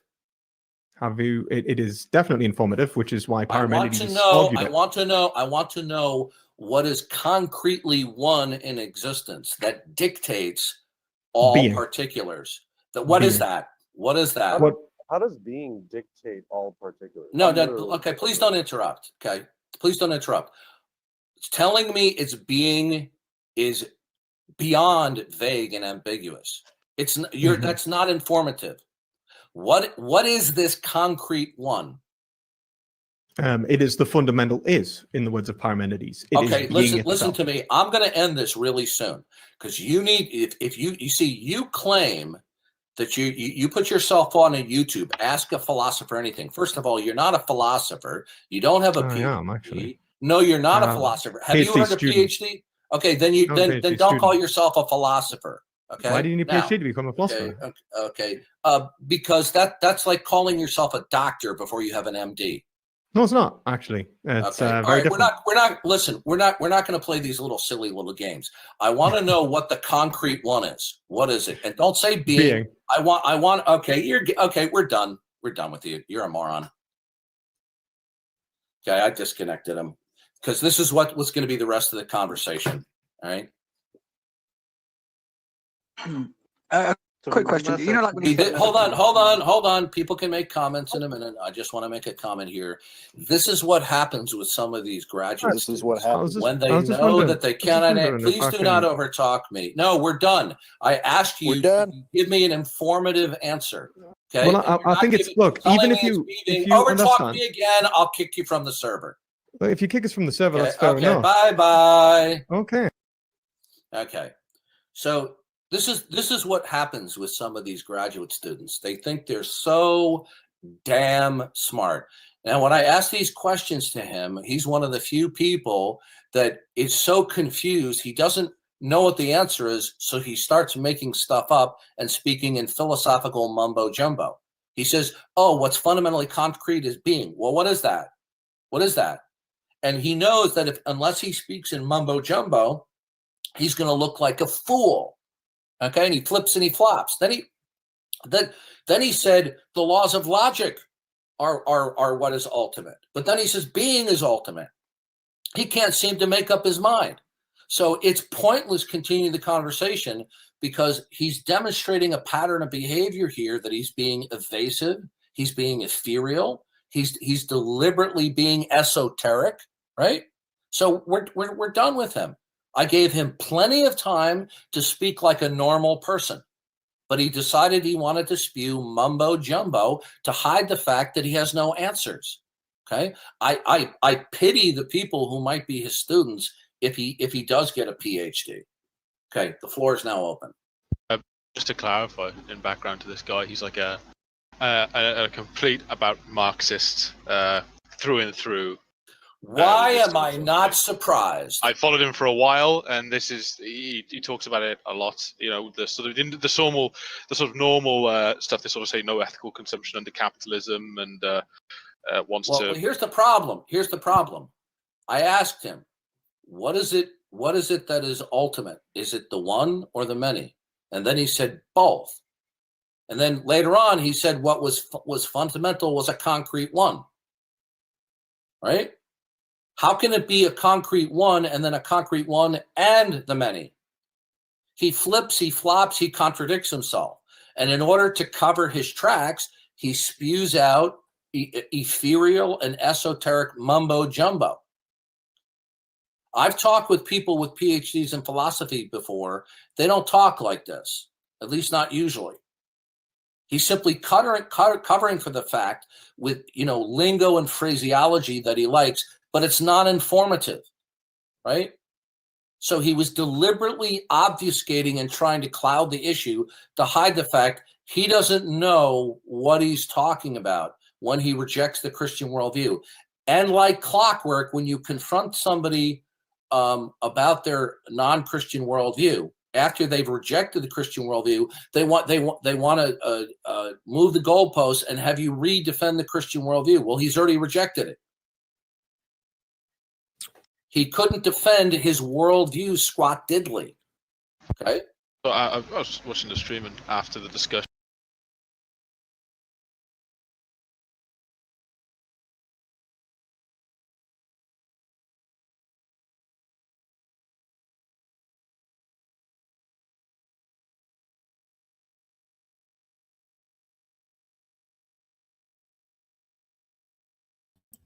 He couldn't defend his worldview squat diddly. That's what he said. But this is good because you guys out there, you need to get into your worldview.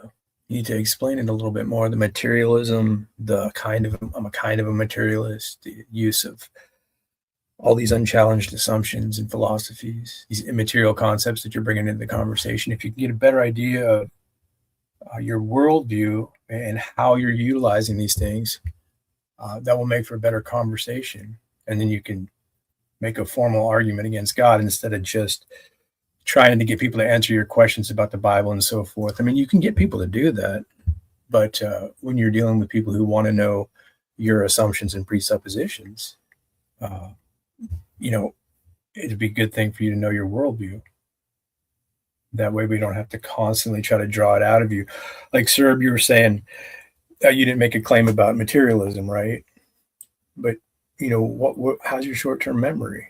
I asked you a question about it, and you answered, kinda. Right? Are you a materialist? Not really, but kinda. So I want to know what that means. And why would you say you didn't make a claim about materialism? You answering my question is an implicit claim. But yeah, if you want to talk about it sometime, that's fine. I'd like to critique something, rather than have unbelievers tell me their doubts or why they're not convinced, that God exists. Like, you can play that game with other people, but I want to know how you think about things, what you're assuming in order to constantly argue with a believer. Like, let's get into your worldview. The claim that I don't give my worldview, like, it's ridiculous, right? Like, the Christian worldview is obviously, like, probably the most popular thing that gets attacked by unbelievers for hundreds, thousands of years, right? The Christian worldview. So that's not a mystery. Oh, look, no claim. He wants to keep defending himself. So you guys work this out, right? He's saying he's not making a claim. So just refer back to the comments. Serb, are you a materialist? I'm asking him a question. Not really, but kind of. So somehow that's not a claim about materialism. Let's put that together. Are you a materialist? Not really, but kind of. So he wants to argue that he's not making a claim. Why? Why do you continue that? It's not a big deal. It's just, I want to know what that means. That's key. When you say something like that, that's fine. I want to explore what that is and how you're doing that. And I'm guessing when materialists say, like, I lean towards materialism, or kind of, it's because they realize they're using immaterial concepts. They're assuming them to be invariant. But when you ask them how they exist, why that's the case, why we ought to follow your line of reasoning, that's where it gets interesting, right? Like objective ideas or invariant ideas become, well, depending on who you're talking to, that's the thing. I can't find them in your guys' worldview. You ask about truth, and you say, truth is reality. You say, what's reality? Oh, reality is what is true. Seems to be some sort of circle there. Like, how do you call all of reality truth? I'm not saying anyone here particularly answered that way. I'm just giving a generalization of different answers I'm getting. Like, you just lump reality as an answer for everything, but there's particulars within reality. It's just a sum total of all things. Calling that true, your epistemology comes into question. You're a subjective observer of this thing that you're a part of. So some of these questions are not being answered, even though there's, noise coming out of you. What?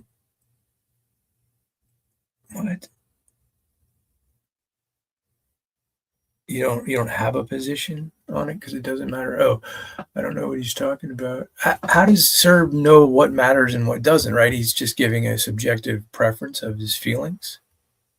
Like, is that going to break down to that, or are you going to be able to say, no, this is how reality works.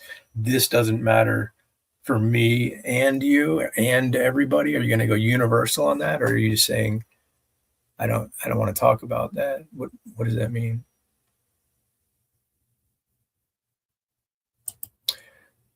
That's why it's not a claim about it. Yeah, you made the claim kind of, but sort of, but it's not a claim, right? You still want to fight that. Yeah, and right here, Peter, this guess who just keeps obfuscating when you want to, analyze his epistemology and his ethics, right? He keeps implying that you ought to think a certain way, you're doing something wrong. You can't get an answer out of him because he knows he has a subjective ethic, right? He's like, well, it's ultimately just my opinion on these ideas, and I'm kind of a materialist. This is a broken worldview. Like, instead of fighting Peter so much, see if you can unify it, right? See if you can answer his questions. He's coming from a transcendental argument, like God is the necessary precondition for all reality, and we rely on these things, these universals, like logic and morality.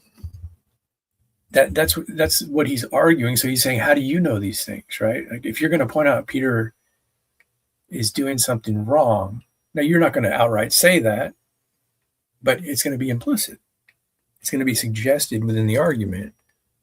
If you're just falling back on, that's your opinion, that's how you feel about it, he's trying to say, what more do you have? Because if we're going to fall back on that's what I'm feeling, that's what I'm observing and experiencing, then we're homogenizing everybody, right? Like, oh, everyone's just feeling and observing and experiencing. How are we getting to the truth or falsity of all these claims we're making with just that as a like an alleged grounding platform?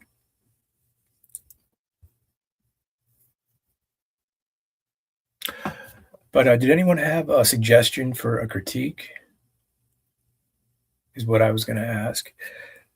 And if someone wants to come up and critique with me, they can do that. But I don't have too much time. But if you want to, let me know.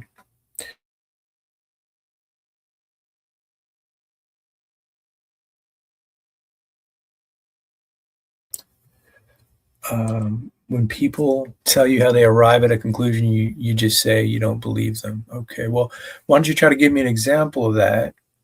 It's very general.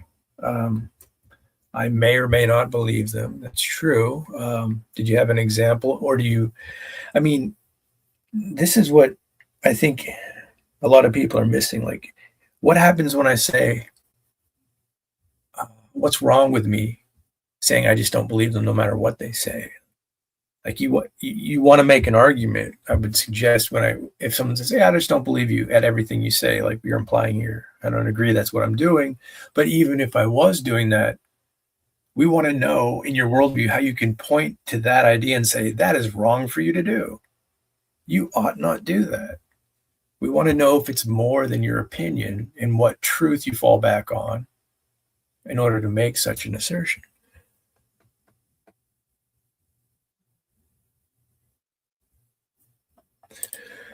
Guess who has a worldview where he says he can't know, then turns right around and contradicts himself by telling others they're wrong. Yeah, that's basically what's going on in all this, right? Like the assumption or the right and wrong are implicit within the speech and the argument, and that's what you have to draw out. That's what's being hidden, right? This is why presuppositional. One of the reasons presuppositionalism is so disliked is because when you start to embrace the idea of presuppositions and assumptions, you realize that everyone's working with them. And typically atheists don't talk about these things openly. So when you try to draw it out of them, you get all sorts of different answers.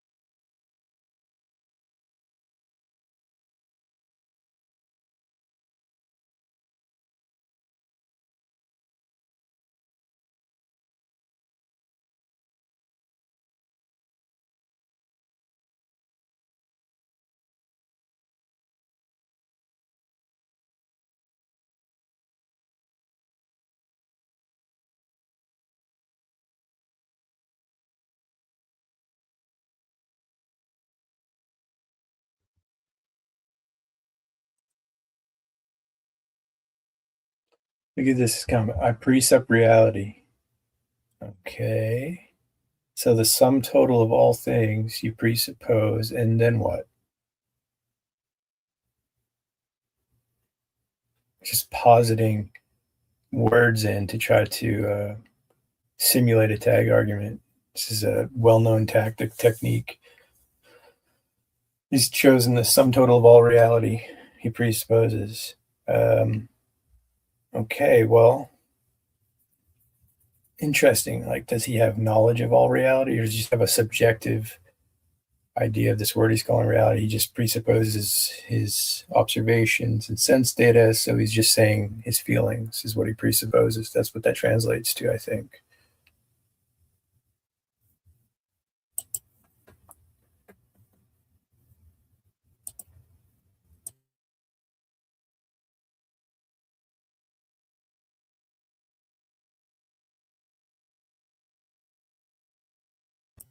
Oh, welcome, Light. Yeah, when they say reality, they mean their own particular non-theistic worldview without realizing that's what they mean. Good point.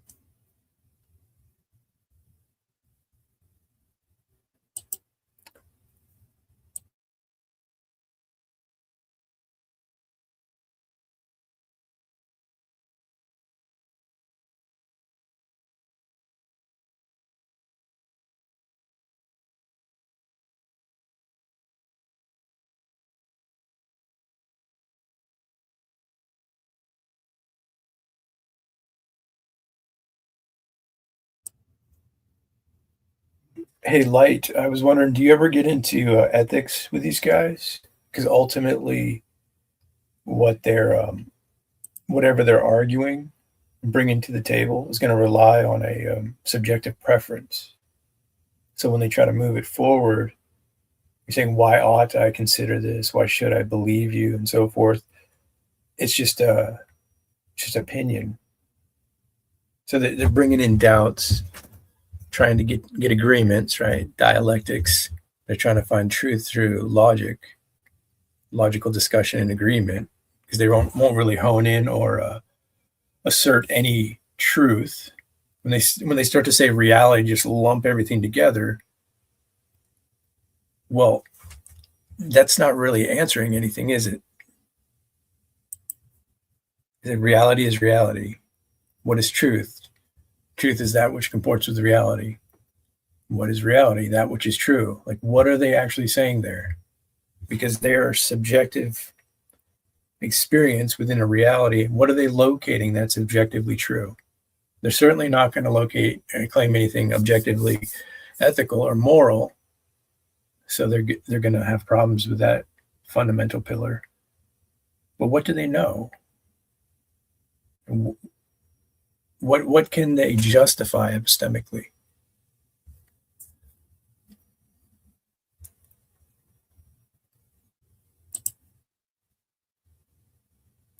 I just mean reality. What are you saying when you say reality? I mean, there's different ways to use that. The sum total of all things that you've experienced. I mean, are you going to try to extend that into everyone's experience somehow?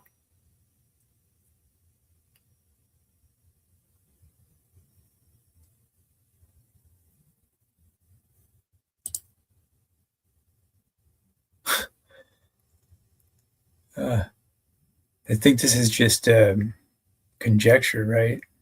It's just the primary thing you'll get over it. Like, how does that answer? When you say reality, are you talking about the reality you've experienced thus far?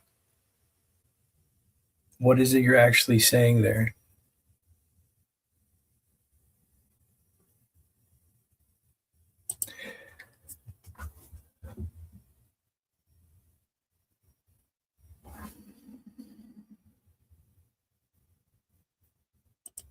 Well, why doesn't someone come in and do a critique? You guys have a lot to say. You pick something to critique.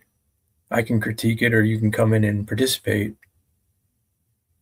And reality is not going to be an argument that's going to get us anywhere or something to fall back on. It's just a tautology.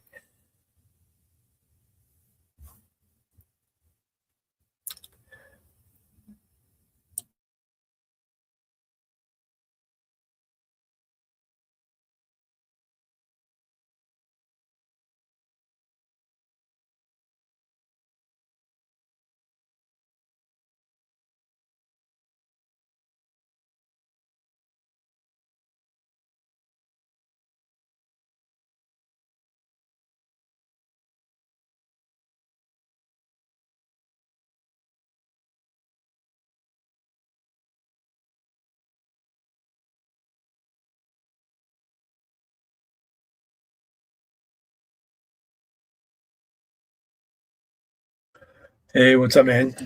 Oh, you seem to be having trouble with reality. I'm trying to distinguish what you mean. Well, you already know it's everything because you said that a few times. So you want to Well, know I like don't specific know. things about it, or Yeah, when you say, so if it's everything you experienced. no? It's everything, not just what I experience. It's everything. I experience some of it. Okay, so how do you have knowledge of what you don't experience? I mean, what do you? Why? Are you Why would I referring- have knowledge of what I don't experience?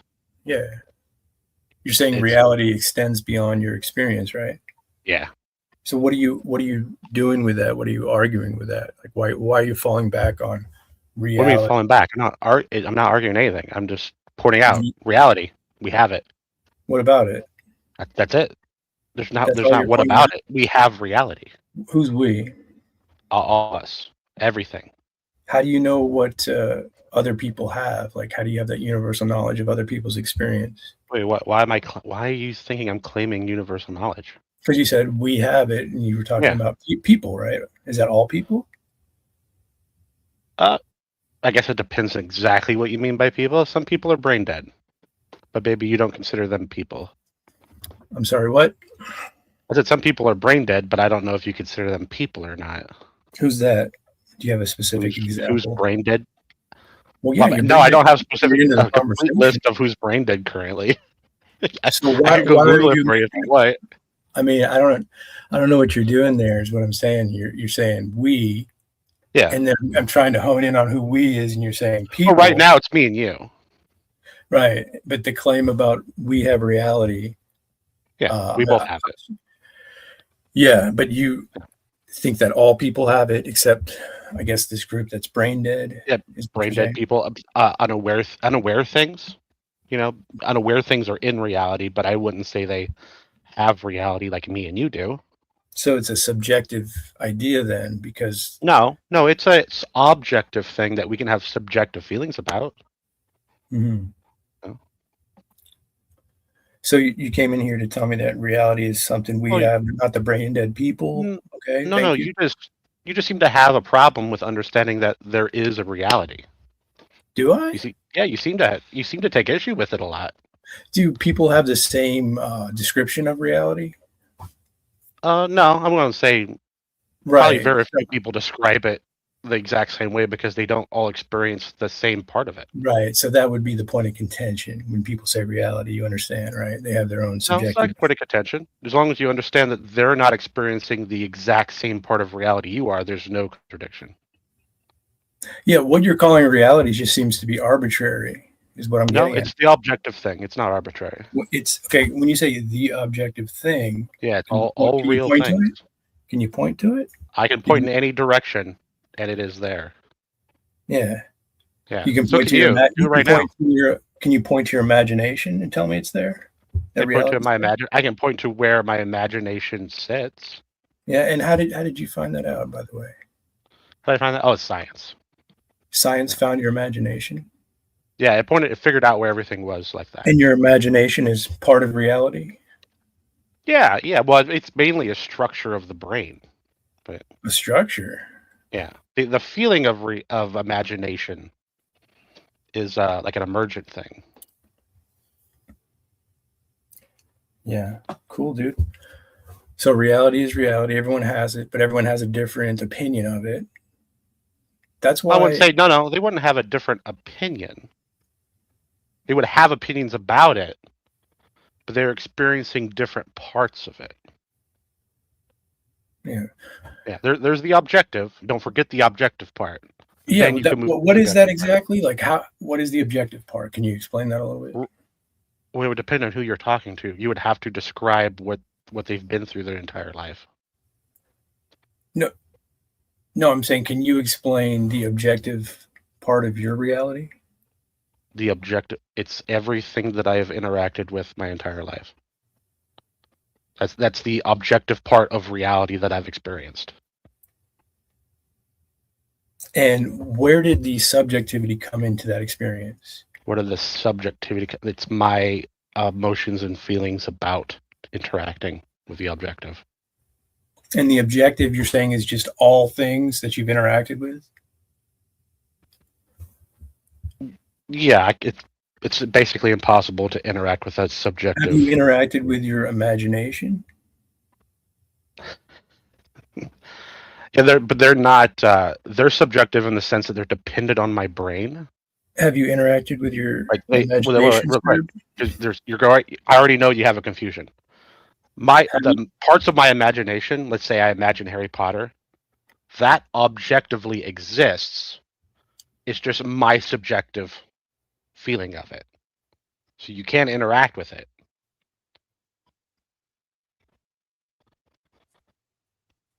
So when you get into imagination, the idea of imagination, you said that your objective reality is that which you've experienced thus far, right?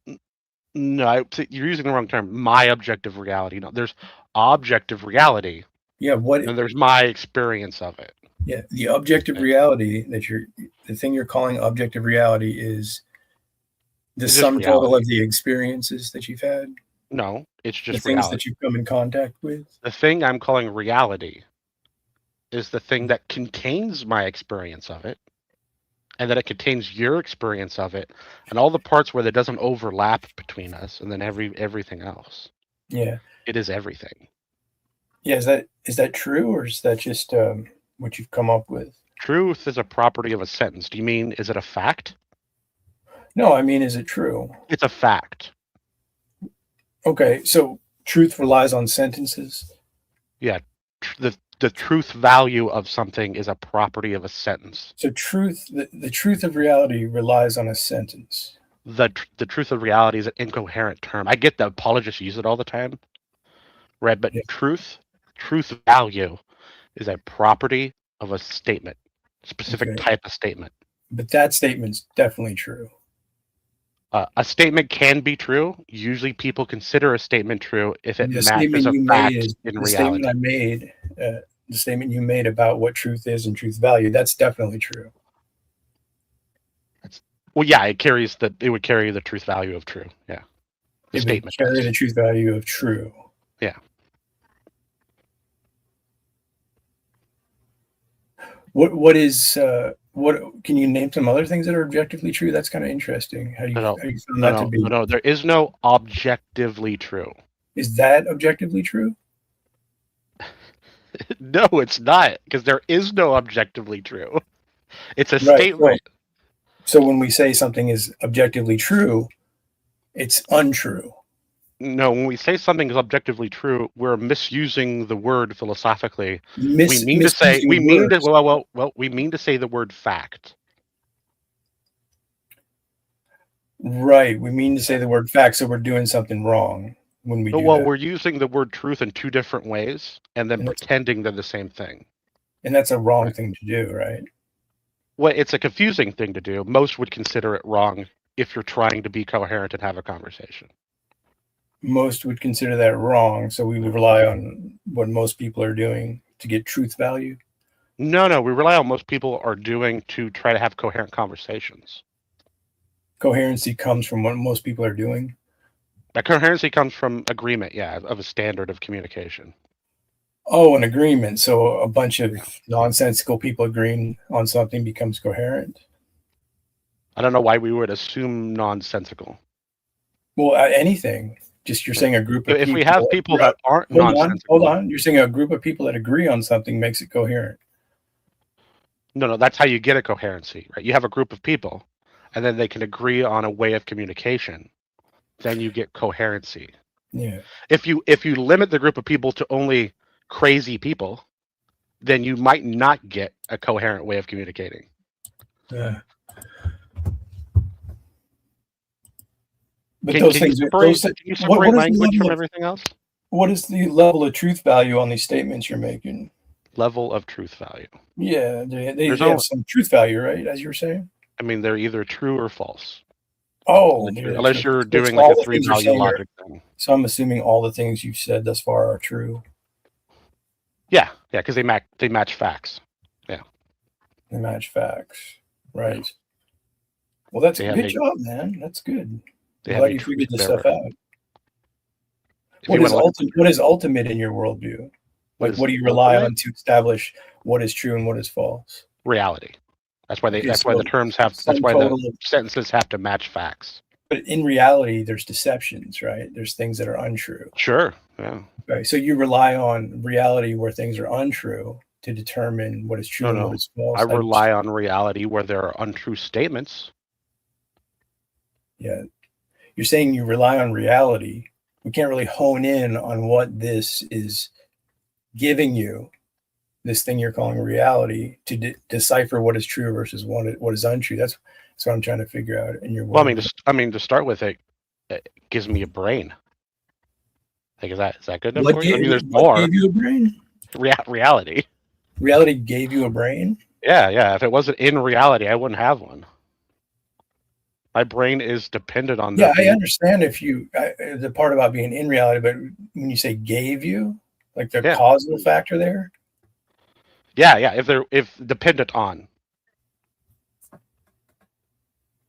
No reality, no brain. Okay, that's fine. No reality, no brain. So reality is what you rely on to figure out what is true and false. And when we ask you what reality is, it's just... No. I rely on reality to find facts. Then whether I make statements that are true and false are dependent on me. Yeah. Cool.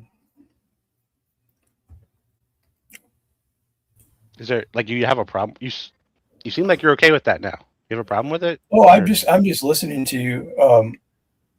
I don't really think you're saying anything, but I'm trying to decipher that you're saying something meaningful. Well, if it helps replace the word reality with God, then maybe it'll make sense to you. You think those two are interchangeable? No, I think reality would have to be before you could get your God. But you hold God being your primary thing, so then all the logic would follow from there. It's an analogy. You think that, and you think that would be the wrong thing for somebody to think? Wrong? No, it'd be fine. It'd be fine. So Yeah, how did you make there's the no assessment of what is immoral- wrong versus what is fine? Well, there's no immoral thing to it. Oh, there isn't. Okay, cool. So in your worldview, there's actually no right or wrong other than a subjective preference. No right or wrong other than subjective preference. No. I think right and wrong are just emotions. That's what we label emotional reactions. I would add, though, that if there is an objective morality, it requires there to not be a God, in your view, in your sense of the word. So you would say that you hold a worldview where, like, harming children, if I was to say something like you hold a worldview where harming children may be acceptable in some cases, you would have to agree with that? Oh, yeah, I mean, you wouldn't slap a child to keep them from killing themselves? Well, no, I'm just saying the basic idea. No, We well, can answer get that into- question. Would you slap a child in order to keep them from killing Yeah, themselves? I can get more specific. Okay, for you. well, there you go. So I'll get more specific for you in order. Well, no, that meets what you just asked.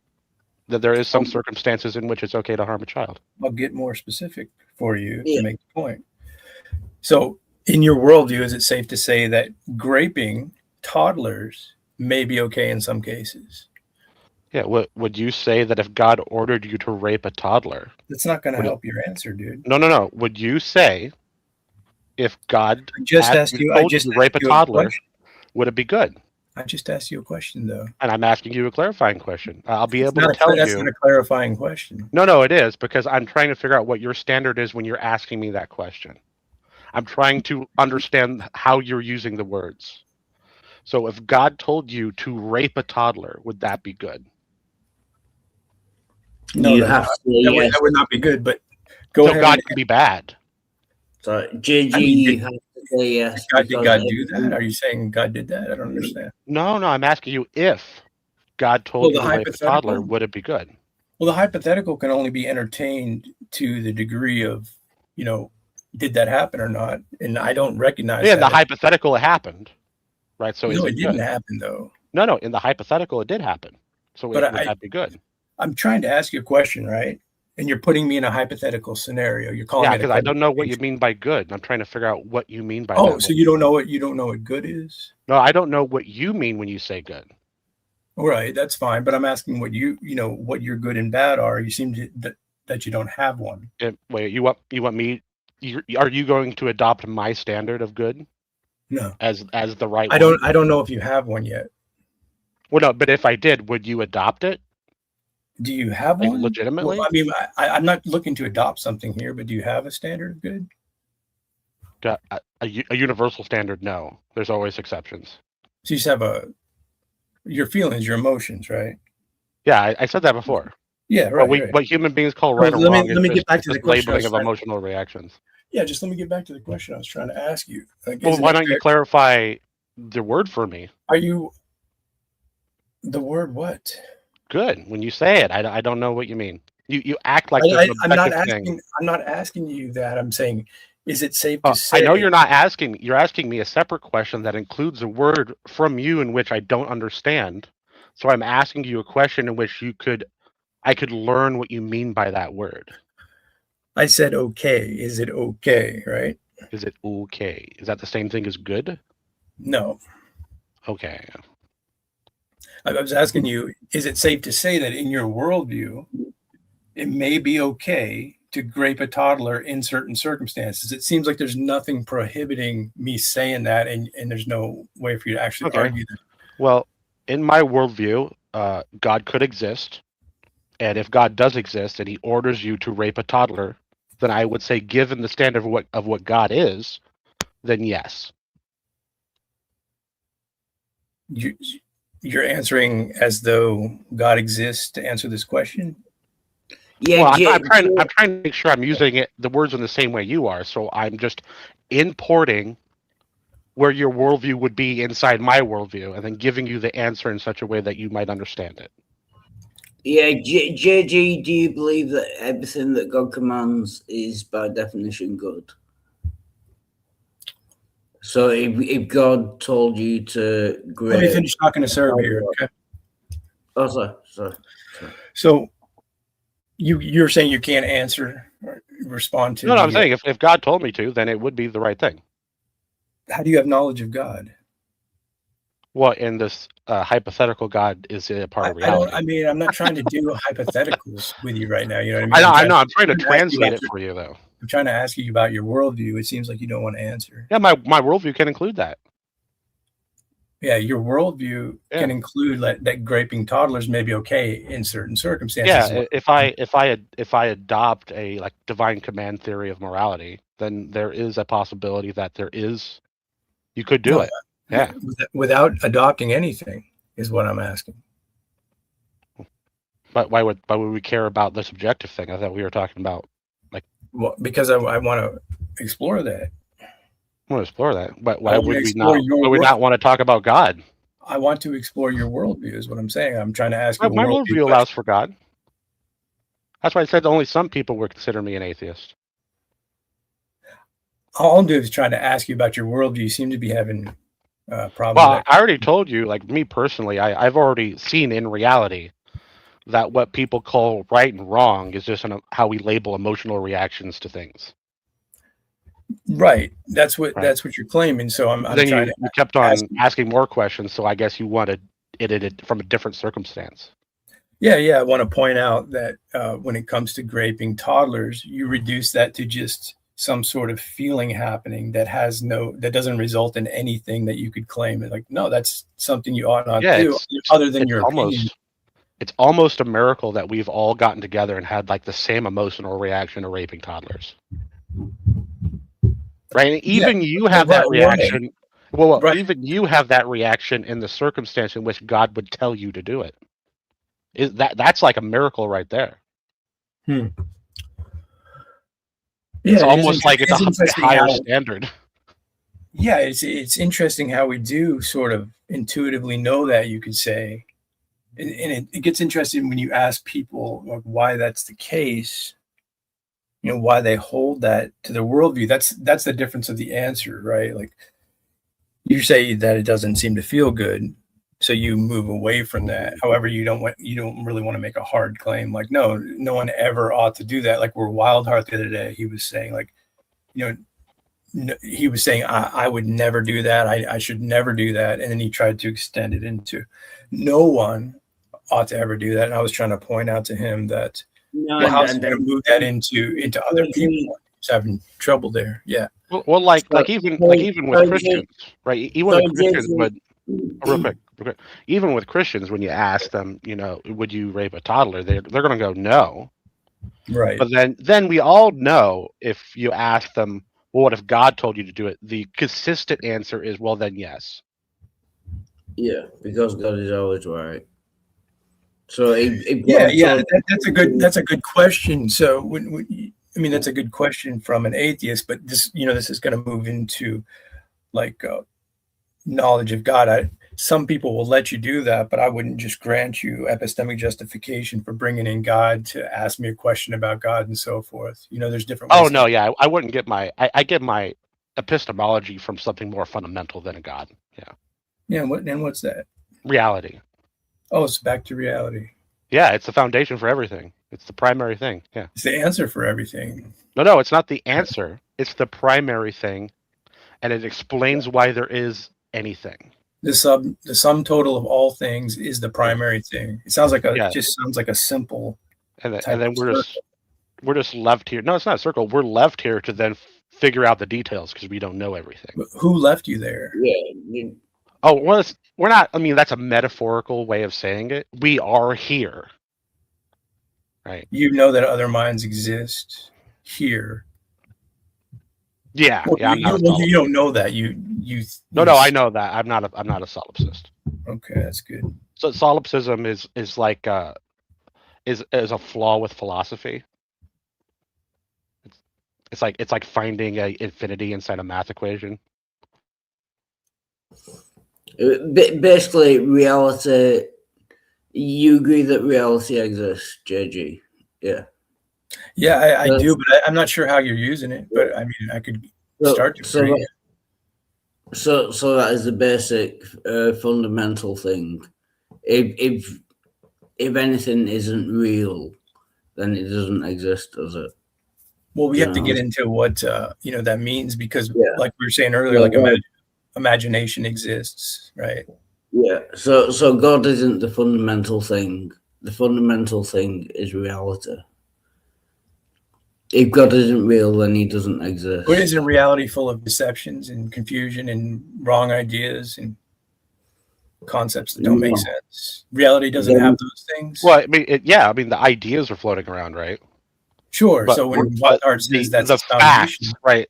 But the facts of reality are all true, or they all match. They would all match with a statement. Yeah. That's the.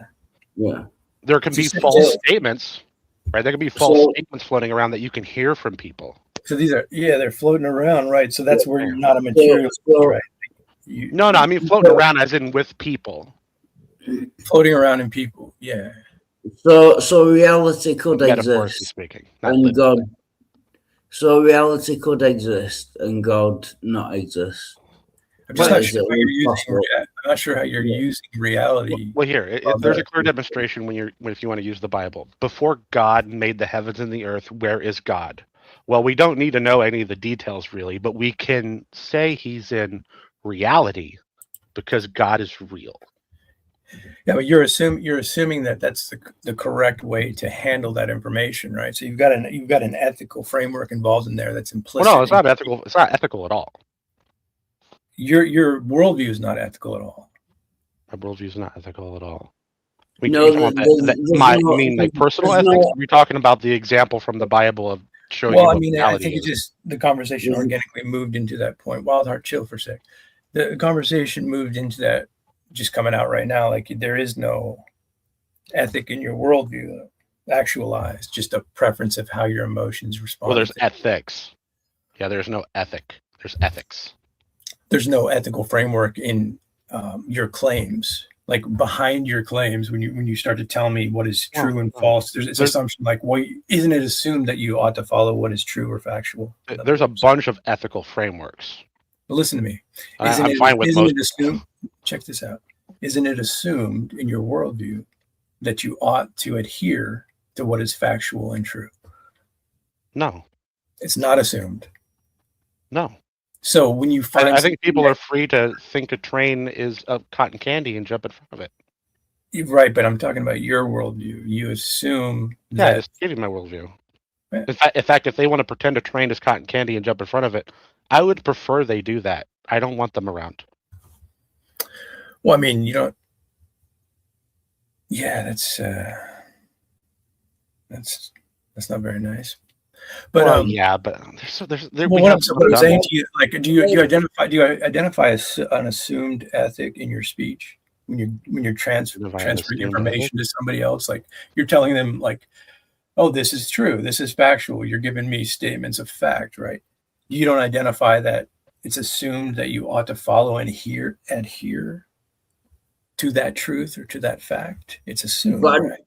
JG, I don't know why you're bringing ethics into it.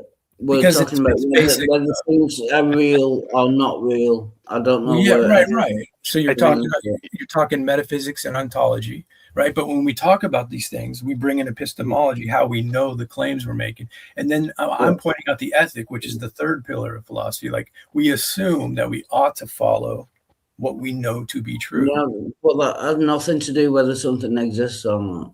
Well, ethics is actually a part of axiology. It's not a pillar itself. It's a part of a pillar. But yeah. Well, why don't you tell me more about that? Axiology is the philosophy of value. That's why ethics is a part of it. Well, self-evident axioms. The way I understand it is metaphysics, epistemology, ethics, right? So you're saying you disagree with the basic pillar of ethics? No, I don't disagree with it. It's just it's common in apologetics to not know philosophy. Ethics is a part of axiology.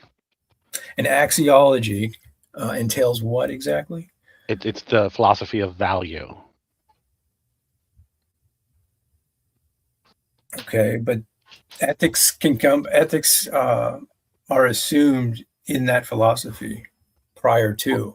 Well, so ethics is ethics is a subject under it. No, I disagree with you. I think it's fundamental that when you get into value or axiology, that it's assumed. Which do you think is more fundamental? You ought to be consistent, like that. You ought to be consistent within that field, within that pillar. Okay, when you give me something that's an ethic, I want to ask you, what value does that have? And that will show how it's more fundamental than your ethic. Because if it doesn't have value, who cares? Well, the idea of value is going to be who cares ultimately, it seems, from your position, because it's just going to be a subjective preference, right? Oh yeah, and from God is his value, his weight, from divine command theory. That's why it's axiology first. An argument where there's a separation from. No. I'm just saying that's why it's axiology first and then ethics. I'm not familiar with this particular brand of philosophy, but maybe. Sorry, JG. I am curious. Do you hold to divine command theory? Yeah, divine command theory. No, not by name, but you see, the thing is, Wildheart, like when we've discussed philosophy in the past, you're I'm not talking about. So, like, I don't really have interest in discussing theology with you as much as philosophy, because your basic philosophy doesn't seem to be. It seems to change day by day. Wait, what part of theology isn't in philosophy? Yeah, no, I just asked you a question. Do you hold to? I understand you asked me a question and I gave you a response. Yeah, Am I related? No, you didn't give a response. No, you didn't. You didn't give a response. Yes or no? Do you hold to divine command theory? Oh, you mean I have to respond to your question? Or no? Yes or no? Kindness and assume yes. So, otherwise, he's going to fall for the same criticism he's trying to give other people. Is he demanding that I answer his question and that my No, response didn't cover it? Yeah, kinda. He kinda is. Yeah, I gave you a response. I said I'm not interested in theological discussions with you, but basic philosophy is where I would have discussions with you because you don't seem to have even a coherent. Like, why do you have to keep interrupting? I'll ask you the question for the third time. Do you believe in divine command?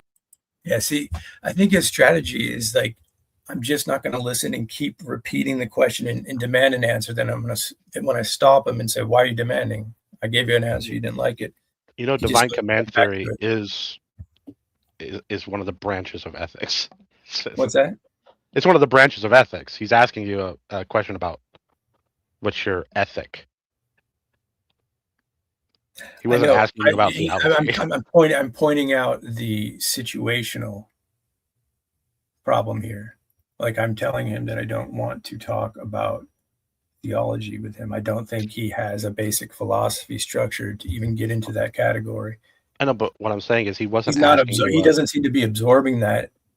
Interestingly enough, and then he just goes right back into the question. What is making him continue to demand that? Is he not listening? I can tell you because he's asking you a question of ethic, not a question of theology. No, but he is asking me a question of theology because he involved God in the question. Yeah. What do you think? Do you think divine command theory is a part of ethics? Is that a branch of ethics? It has an ethical involvement in its theology, sir. So, sure, but if you look up ethics on the internet, like right now, divine command theory will be listed as one of the theories. That's fine. That's all sorts of. That's why he's asking you it. That's all I'm saying. All sorts of opinions on ethics. I understand that and value. I get that. I'm not trying to hash out all those different meanings and definitions. I'm merely bringing the basic point in that when you're making arguments and you're telling me what is true versus what is false, how you come to that determination, it is assumed that you ought to adhere to that which you know to be true. This seems to be very widely overlooked. I find it interesting to bring up. You ought to adhere to that to know. I mean, are you sure about that? If the Nazis came to you and says, "Are there Jews in your attic?" Are you going to say, "Yeah"? That's a good question, right? I mean, I'm perfectly fine with not adhering to the truth all the time. So I would say I wouldn't tell them there's Jews in the attic. Well, yeah, right. You would have no obligation to adhere to the truth, essentially, right? I would say, arguably, ethically, you have the obligation to say, no, there are no Jews in the attic. You would be actively working against the truth. Well, it's implied within the example that there's a problem there. Yeah.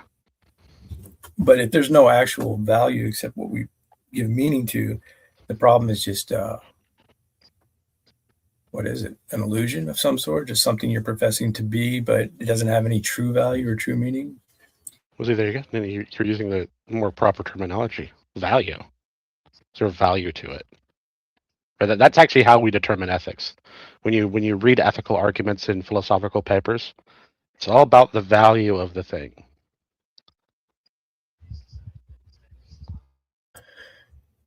Right. It's going to be ever present.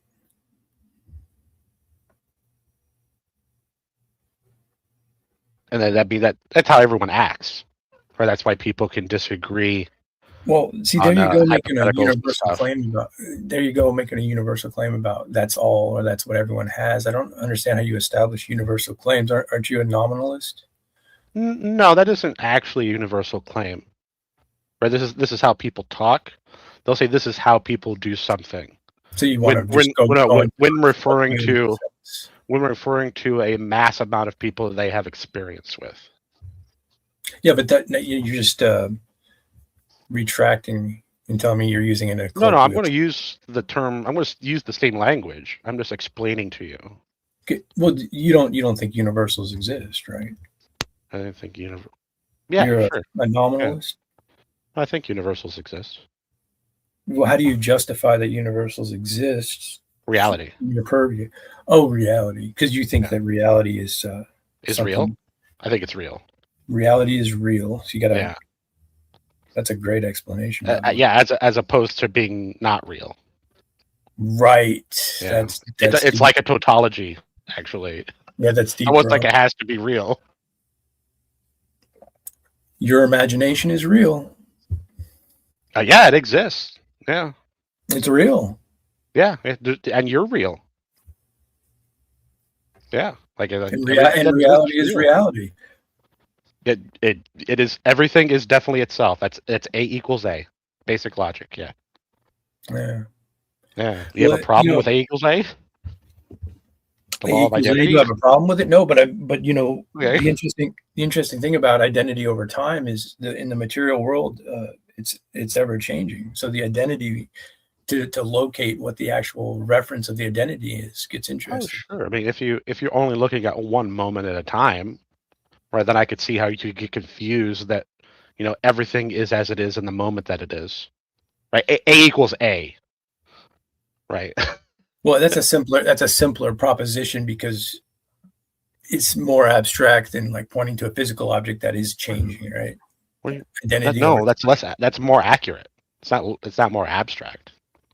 I'm saying the example is more accurate because it's abstracted versus pointing to a physical thing that's changing, like a tree in the rain. Like, do we identify the tree and the rain and the drops on the leaves and the wetness in the bark? Do we call that the tree with the added water? Things like that. They get interesting. Identity over time.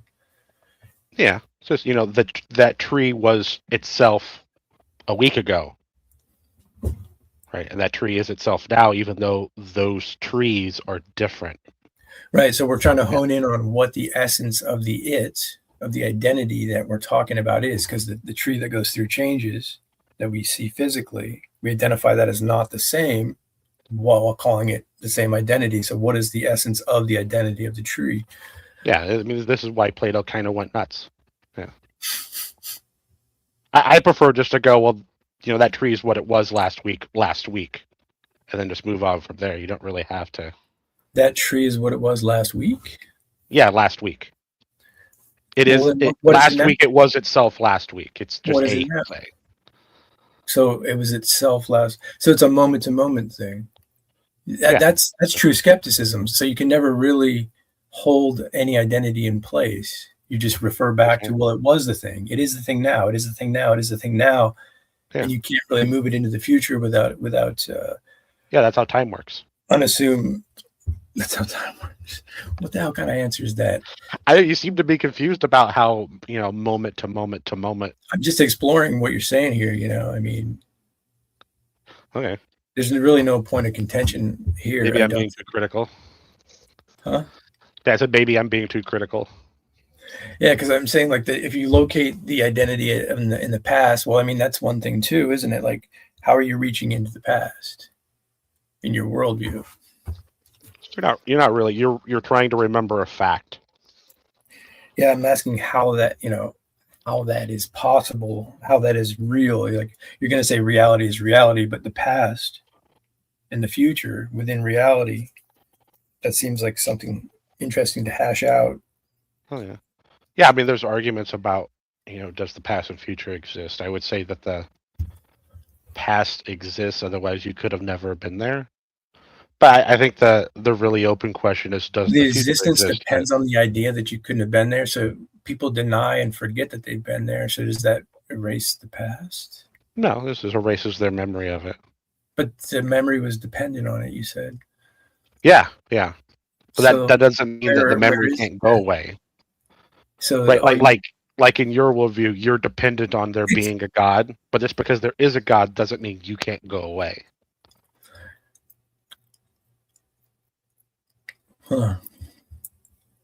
It sounds interesting that when I'm putting this together, like there's no actual or objective right or wrong. Like the past is just based on your memory, so you can erase it. Like it sounds like No, remembering of the past is based on my memory. yeah. So it still exists somewhere when you forget it. Yeah, that tree outside my house last Tuesday. No, not the physical thing. We're talking about is there memories. last Tuesday. Yeah, but don't point to a physical thing. Stay within the context because it's important in this case because the memory is not going to be something you actually point to. So when you forget Oh, it can. Yeah. My memory of the tree yesterday is there yesterday. Yeah, what do you pointing to? The tree today? We're talking about the memory or the tree? Memory. You said you could point to the memory. Yeah, well, you're putting the memory yesterday because you remembered it yesterday, or you knew you had a memory of it yesterday. The memory itself What is are you a. pointing to? Oh, the memory itself is a structure in the brain. It seems like.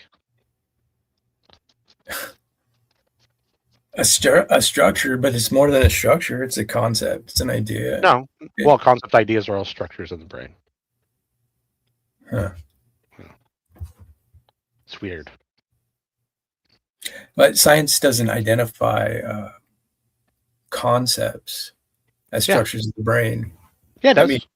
I mean, it can't really hone in on what that actually entails, right? It's Okay, like this area, certain things happen. No, that's why when they scan the brain now, they can develop the pictures you're thinking because they figured out where the structures are. Yeah, it's fantastic. It's crazy. You just go look it up. I think I remember maybe it was you bringing that up like 3 years ago or something. But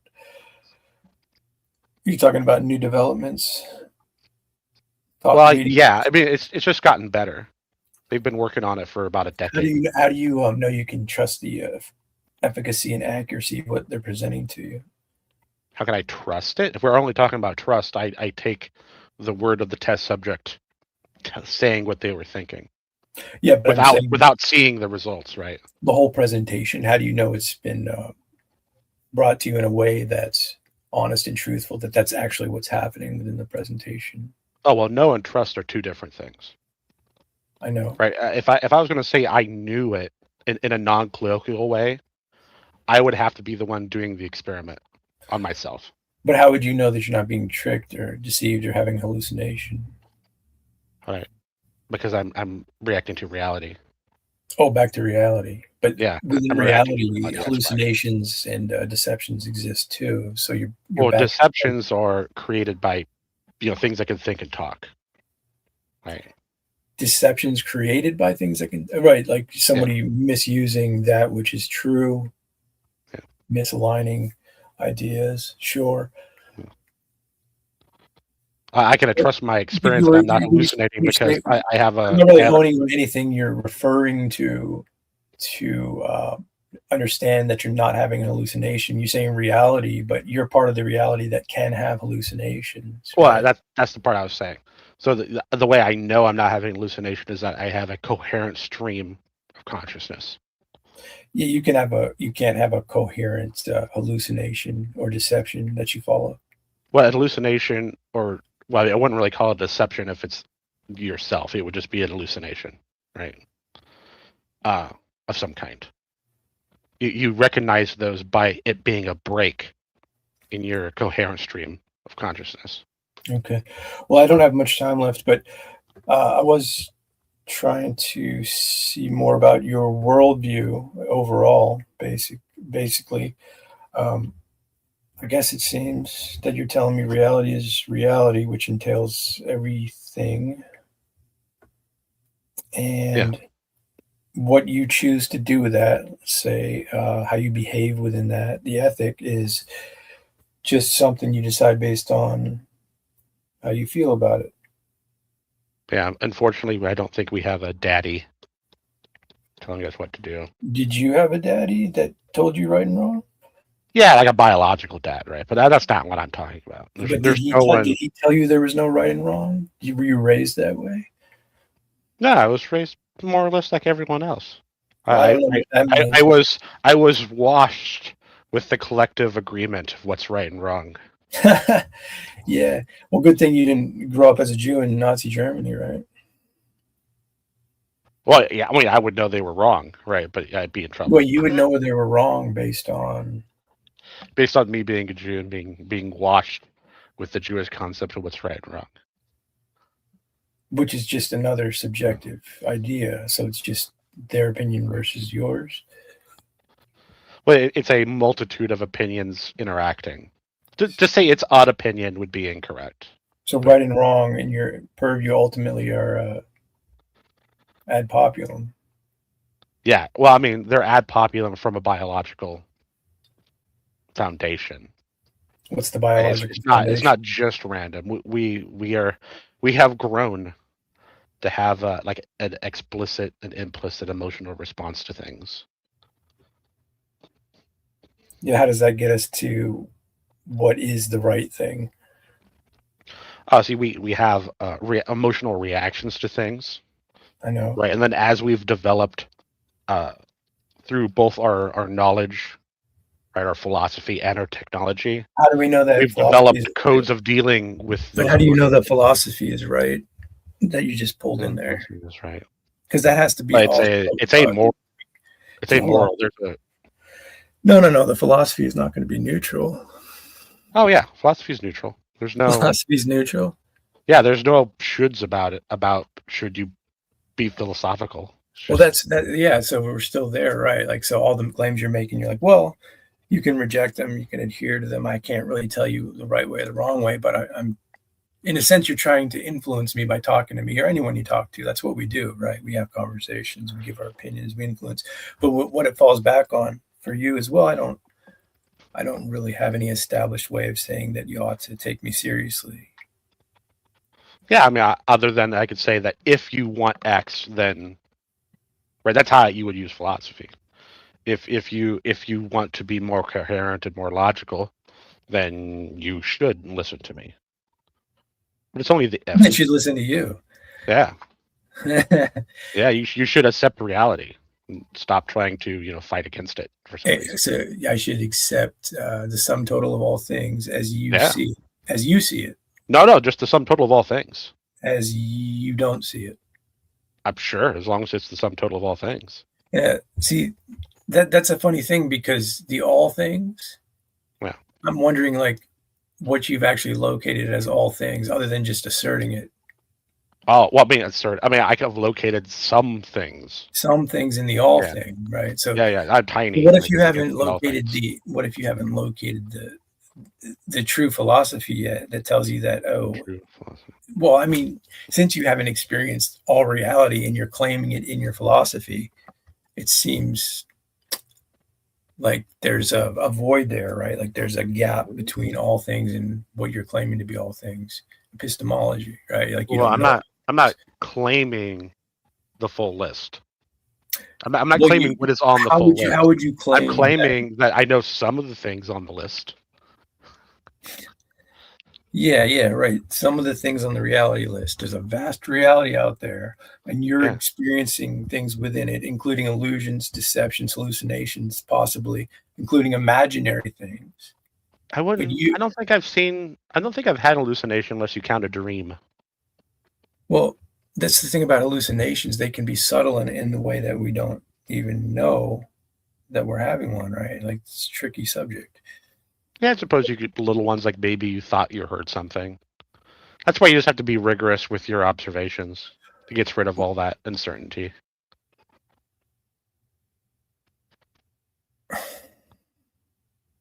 Does it? Yeah. Well, you're a very experienced man. Well, man, I would hope that. You would hope. I would hope that if you thought you heard something, but you wasn't sure, you would maybe observe longer, pay more attention to it to see if it was just an hallucination or not. But maybe you would just take. But if I was to ask how to hash out the hallucination to decipher what is true versus what is false, you're going to tell me reality. And I'm going to say, well, I'm having a hallucination. I'm not sure if I'm having a hallucination within, quote, reality, but I'm supposed to hash it out with reality. It seems like a vicious circle there. No, I'm not even sure it would be a circle, right? It's just, it's foundational. It's not a circle. It's saying the word reality is foundational. Yeah, it's a presupposition. It's not circle.